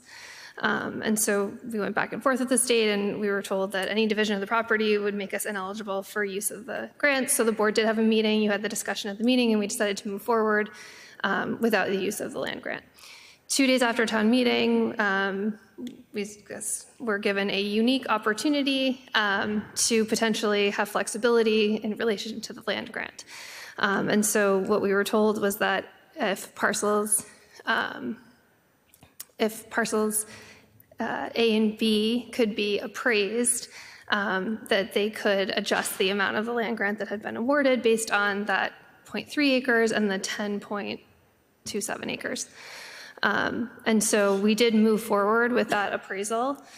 So we went back to the original appraiser, adjusted the appraisal, and so they've adjusted the land grant award to $60,900 for the purchase of the property. Okay. Yes, just for the purchase of the property. In order for us to accept the land grant, we would need to do a list of things, and one of them is, in addition to getting that new appraisal, which we've already done, we need to convey the property in 2 separate transactions. So parcel C would be conveyed in one deed, and then parcels A and B would be conveyed in a different deed. Parcel A, which was originally proposed as going to the select board, would need to be conveyed to the Conservation Commission, protected under Article 97. So we're trying to get more clarity around what you would be able to do with the property protected under Article 97 before we ask the board to make a decision and how you would move forward. So we've reached back out to the state. Article 97 is a couple sentences, and there's sort of lots of interpretations of how that would move forward, but obviously the purpose of parcel A was to create some trailhead parking. Our conservation director at the town meeting had mentioned maybe 5 or 6 spaces with some signage. And so we're just trying to understand that before we're ready to make a recommendation. And is there anything, so we did not, the town meeting vote didn't talk about the grant. Are we authorized to accept the grant based on the town meeting vote, or do we need a separate? So we could potentially need an additional town meeting vote based more on the conveyance to the select board versus the Conservation Commission. Okay, but more to come is basically what you said. More to come, yeah. So we expect that we would potentially need a town meeting vote. Obviously, you're about to talk about a potential special town meeting, so if there were a meeting, you could put the article on that town meeting. Okay, but this is good news. I mean, this basically Good news. saves, it's not, we're paying out of this of other funds, but this would lessen the money we have to take from those funds and gets an award from the state. Plus all the time we put into applying for the grant to begin Yeah, with. it's great. Yeah, it's great. It's great that they actually Yeah. decided to work with us when at first they said no. So, okay. And so we don't have a sense of when we might hear. We're just waiting for that clarification. We're waiting for the clarification, and then the board would need to decide if you wanted to move forward with the town meeting vote. Town council has said that conservation can accept land without the town meeting vote. But given the verbiage in the motion, it said and municipal uses versus and or municipal uses. So we're just you'll just want to understand whether or not you'll be able to accomplish what you had intended on parcel A before you decide whether or not to move forward with a town meeting article. If I recall, the amendment at town meeting passed that put partial A to conservation. No. No, it didn't. Okay, sorry. That's why we're here. Pardon? That's why we're talking about it. A and B are, Yeah, A and B yeah, are, I was just- remember. I was just- A and B are town, right? And No, A and B are A and B C. are- So parcel A, It did fail. the very small parcel passed to the select board. The question is, for us to receive the land grant, it would Go to have to conservation. pass to conservation, Correct. as was initially requested at town meeting. So Correct. That vote failed, but So in this case. you're informing us of that. There's more information to follow, and at a following meeting, we'll make a vote on this. Yep. I know we have time constraints based on our agreement with the seller. How does this impact? The seller has agreed to extend the closing date, which was originally November 16th, to the end of the calendar year. Okay, perfect. We think we can get it all done. Yep. Okay, perfect. Thank you. Okay, so more to come.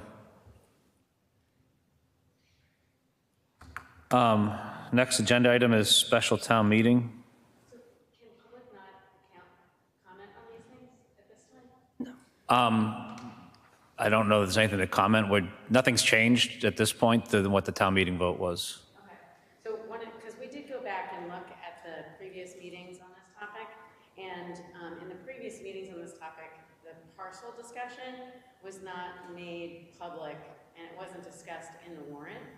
So when we got to the town meeting, we didn't know anything about the parcels being chopped up until town meeting. It was discussed publicly. Just in one town meeting, but actually parcel A wasn't really defined in that meeting. We showed a draft plan. It wasn't clearly defined, and it wasn't defined what it was for at that meeting. We can go back and look at it. At this point, town meeting has voted for it. This is, we're not, with what we discussed tonight, we're not changing it. This is whether we're going to take money from the state to help pay for that property. I think what we heard this evening was if we want to take that money from the state, that property that sits behind your house does not go to the select board. It goes to conservation and is restricted.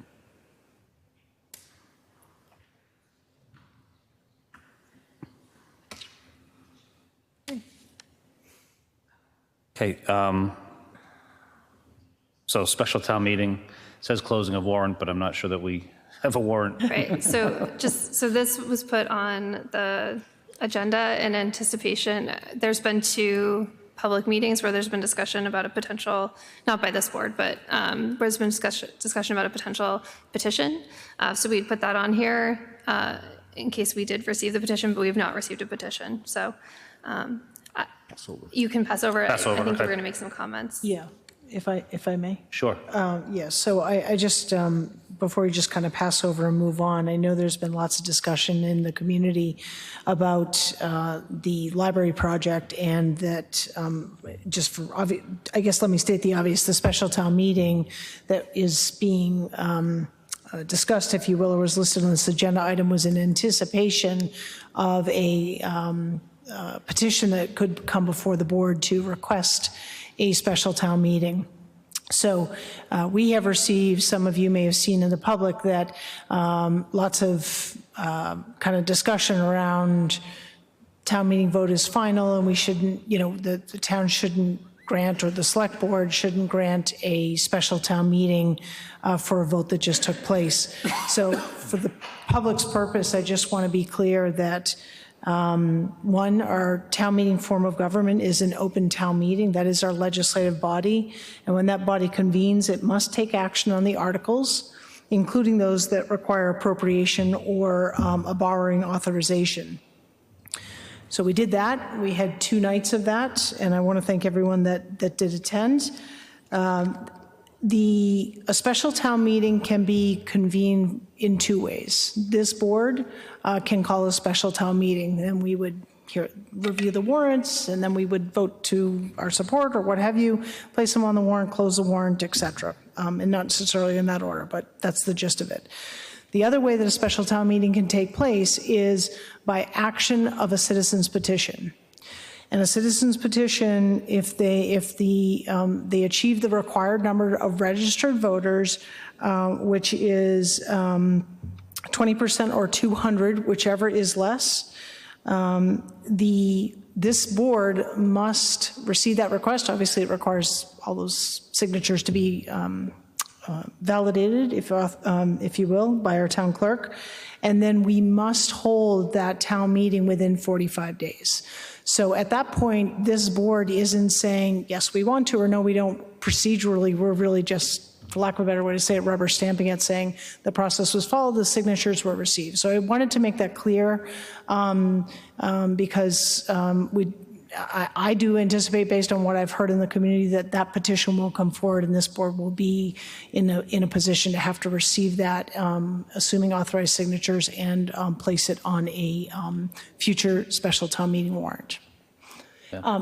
If we decide to do that, then the property we just talked about at 0 Ruggles, if there's some further vote that's required, could also be placed on that, and that would be at the by this board in the case of that particular article.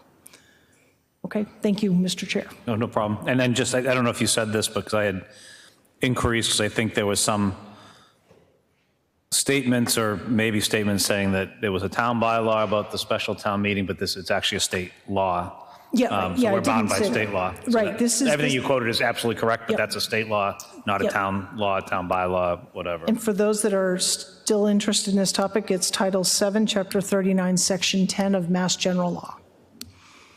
Ian, if I may? Yep. First of all, I would like to thank Select Board Member Shelby for her comments there, because we've received a lot of emails about this, and I think it's really important that the town understand what that process is, so I appreciate you going through that.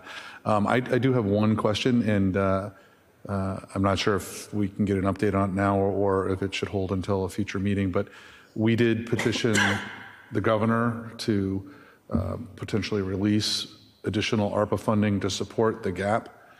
Any ideas, any word, any indication of, and I know several other towns have also requested, but no response yet. We haven't heard. Our delegation received the letter, and I know that they're working to help, but we haven't received any word in terms of if that will happen, and if so, when. Because a couple of weeks there, there was word of 4 to 6 weeks, and we're probably 3 weeks into that, so I was just kind of curious, but thank you. Right. Okay, moving on then, next item, additional exemption. So this would just be, so town meeting authorized the board under Article 26 to put forward this petition for special legislation for the exemption that was presented by the Senior Taxation Aid Committee. And so this would just be a vote of the board to file that. And we've already been in touch with Rep. Kane's office, and she's prepared to file that for us. I move to authorize the town manager to submit the enclosed petition for special legislation for the town. Second. Okay, any comments? I would just like to thank John Steinberg, our chief assessor, for all his hard work related to this petition. He did a lot of research, and I'm sure this was covered at town meeting. you know, there are a dozen other towns with similar petitions that he reviewed before coming up with this proposal that the committee initially agreed to. And so I am grateful. Thank you. Okay. All those in favor? 5-0, 5 being present. Items 13, 14, and 15 we acted upon earlier this evening, so next on our agenda is issues and correspondence of the Select Board. Patrick. I have nothing this week. Alan. Just a reminder, and it was actually mentioned in a different context earlier today about Westborough's Power Choice. It's accessible through the town website. A resident, just through a conversation on a related topic, said that he had answered one of those solicitations in the mail, and his electricity bill jumped 400%. And so before you answer any of those ads, which often sound like a good deal to get you in, but a bad deal to stay, particularly with the anticipated national grid increases this winter. There's a lot of scam artists and companies on the shady side of doing things when it comes to electricity pricing. Contact the helpline with Mass Power Choice. They can compare that offer against the town aggregate plans and make sure you're on the plan that best meets your needs and your budget. So.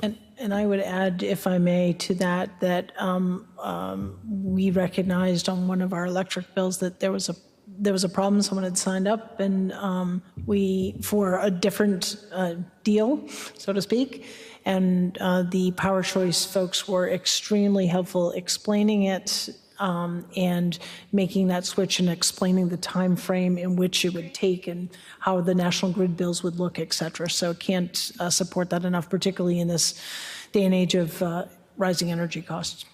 Yeah, and if I may add to that, this is a recent topic at Sustainable Westborough. Alan mentioned the anticipated significant power increase on the national grid bill. We did get data from Pete Dunbeck in regards to the number of residential homes that are part of Westborough Power Choice. It's 5,203, just so the board is aware. There are 961 National Grid Basic, which are people who likely opted out, specifically said they did not want to be part of that program. And then there are 920 that are in a competitive supply, a different supply. Can you just quickly say those numbers again? 5,203 on Westborough Power Choice, 961 on National Grid Basic, and 920 on competitive supply. And I would just let people know that if you look at your electric bill, you can tell you're on Westborough Power Choice by seeing that the provider is Dynetech Energy. Dynegy, thank you. I always get that one wrong. Okay. Dynegy Energy.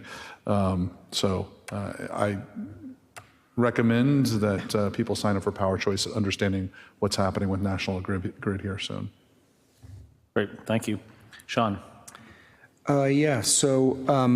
Reminder that the election is Tuesday. You do have 2 opportunities to vote still before then. At Town Hall Thursday or tomorrow from 8 to 5, and Friday between 7:30 and noon. And I don't know if anybody mentioned the senior needs assessment. I've received it. I probably stole that from you, didn't I? Yeah. I'm in the process of filling it out.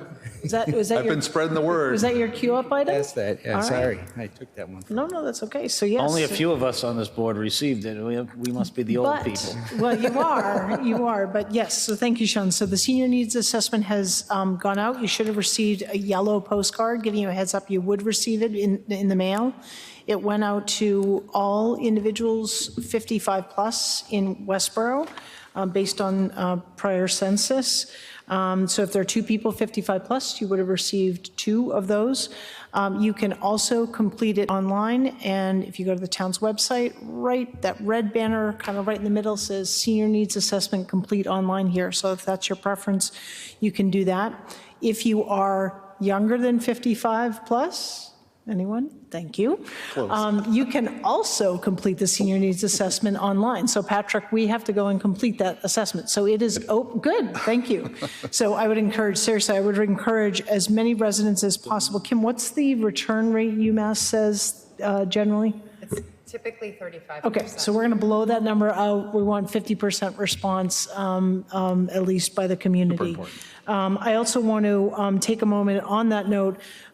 We did a Frank and Mary show today, so that will be airing. Kim was gracious enough to be our guest. And there still is a need for residents to participate in 2 focus groups.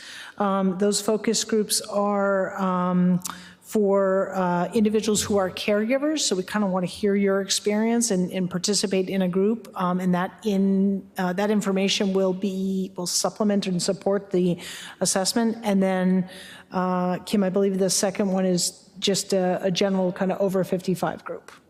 No. Up and coming. Up and coming, oh, that's us, Patrick. Well, we can't participate, but the up and comings. So, and then there's also effort underway for, I think, the Chinese American group, and that's being facilitated through the senior center. Correct. Yeah. When are those? So we will get that information posted out, unless, Kim, you have it offhand. It's in my bag. We just received it today. The up and coming, they're targeting ages 45 to 60, but those are not, you can be younger or older than that. That will be done via Zoom. And the information on signing up will be posted on the town's website. That will be held Tuesday, November 15th at 7 p.m. So it's a focus group, typically lasts about an hour, and it is facilitated by the consultants from UMass. Okay. And, okay, so that's senior needs assessment. And we're asking everyone to submit the surveys by the 18th of November. So you got it, should take about 15 minutes or so to complete. If you need any help completing it, please contact the information through the phone number provided in the survey that you received. And that information is also on the town's website. Just as an FYI, that I'm not sure how it came through, but some of us over 55 also got an email reminder as well on that. So besides getting the mail, there's also an email that received the last couple of days too. Great. So. Yeah, it's critically important in a way for people to share their ideas, share their questions, and share their experiences. I also want to put a plug out there for upcoming Kindness Week, Not Enough Kindness in the World. That is November 12th through the 15th, sponsored by Westborough Connects. This is the 5th annual such event. It will kick off on at Westborough High School on Saturday, November 12th from 11 a.m. to 1 p.m. And there will be events throughout the week. Actually that will kick off with a drum up kindness performance and lots of cool things happening. So encourage folks to attend that event or attend all the event and support, lots of fun and all events are free. You can follow the week's events at westboroughconnects.org. And then finally, I guess I just want to sort of a follow on to the agenda item we were talking about before about the special town meeting. So I think the board is not immune to the comments that have been made about the vote at town meeting and the timing of it and so on and so forth. And so just a couple thoughts. One is, and that has also spurred this whole conversation about our town's form of government. So I think that, first of all, I want to thank everyone who did attend town meeting for 1 day, 2 days. They were long nights. We recognize that, particularly the first one. And I think with every town meeting, we certainly kind of, I debrief and say, what did we do well? What could we always improve upon? Whether that's the order of the questions and or what have you.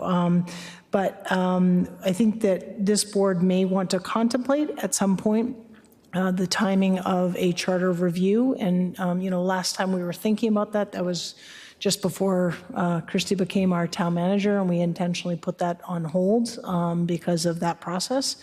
And so we may want to contemplate that, but I don't want the town meeting vote, regardless of where you stood, or to kind of cloud the, I guess, the beauty, if you will, of town meeting, because we have 12 to 13,000 registered voters here in Westborough, and by the town clerk's count, there are about 5,000 that have done early voting or registered to get early voting. At our last town election, for folks here and other elected officials, there were 700 voters. There's a big disparity between those out there who choose to go and vote and those who choose to participate in the most local legislative opportunity that they can vote in. And that 700 voters is more than our top number than we had at town meeting. We had 498 voters.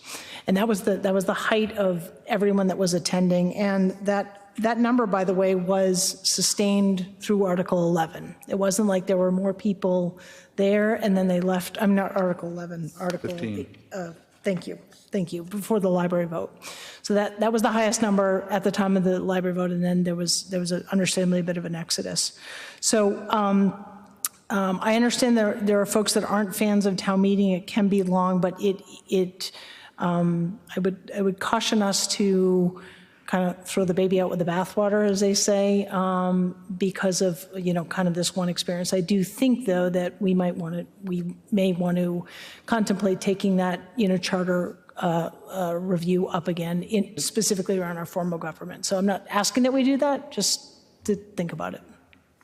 I appreciate that. As having served on that charter review committee, we got as far as to really be struggling with what was the problem actual problem we were trying to solve.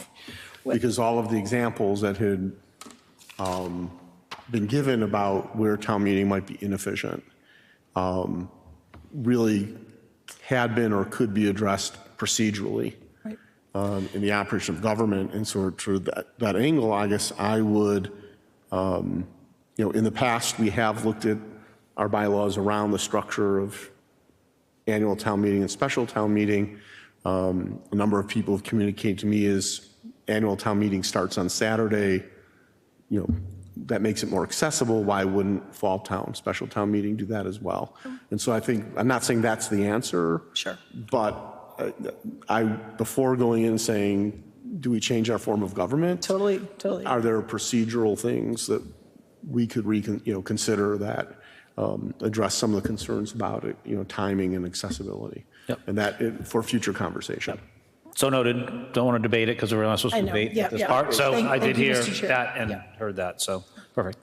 Is that it? I'm done. Okay. Thank you. There's a lot. I just had two quick things, and they're actually backward looking. They just wanted to thank all those in town for the downtown trick or treat.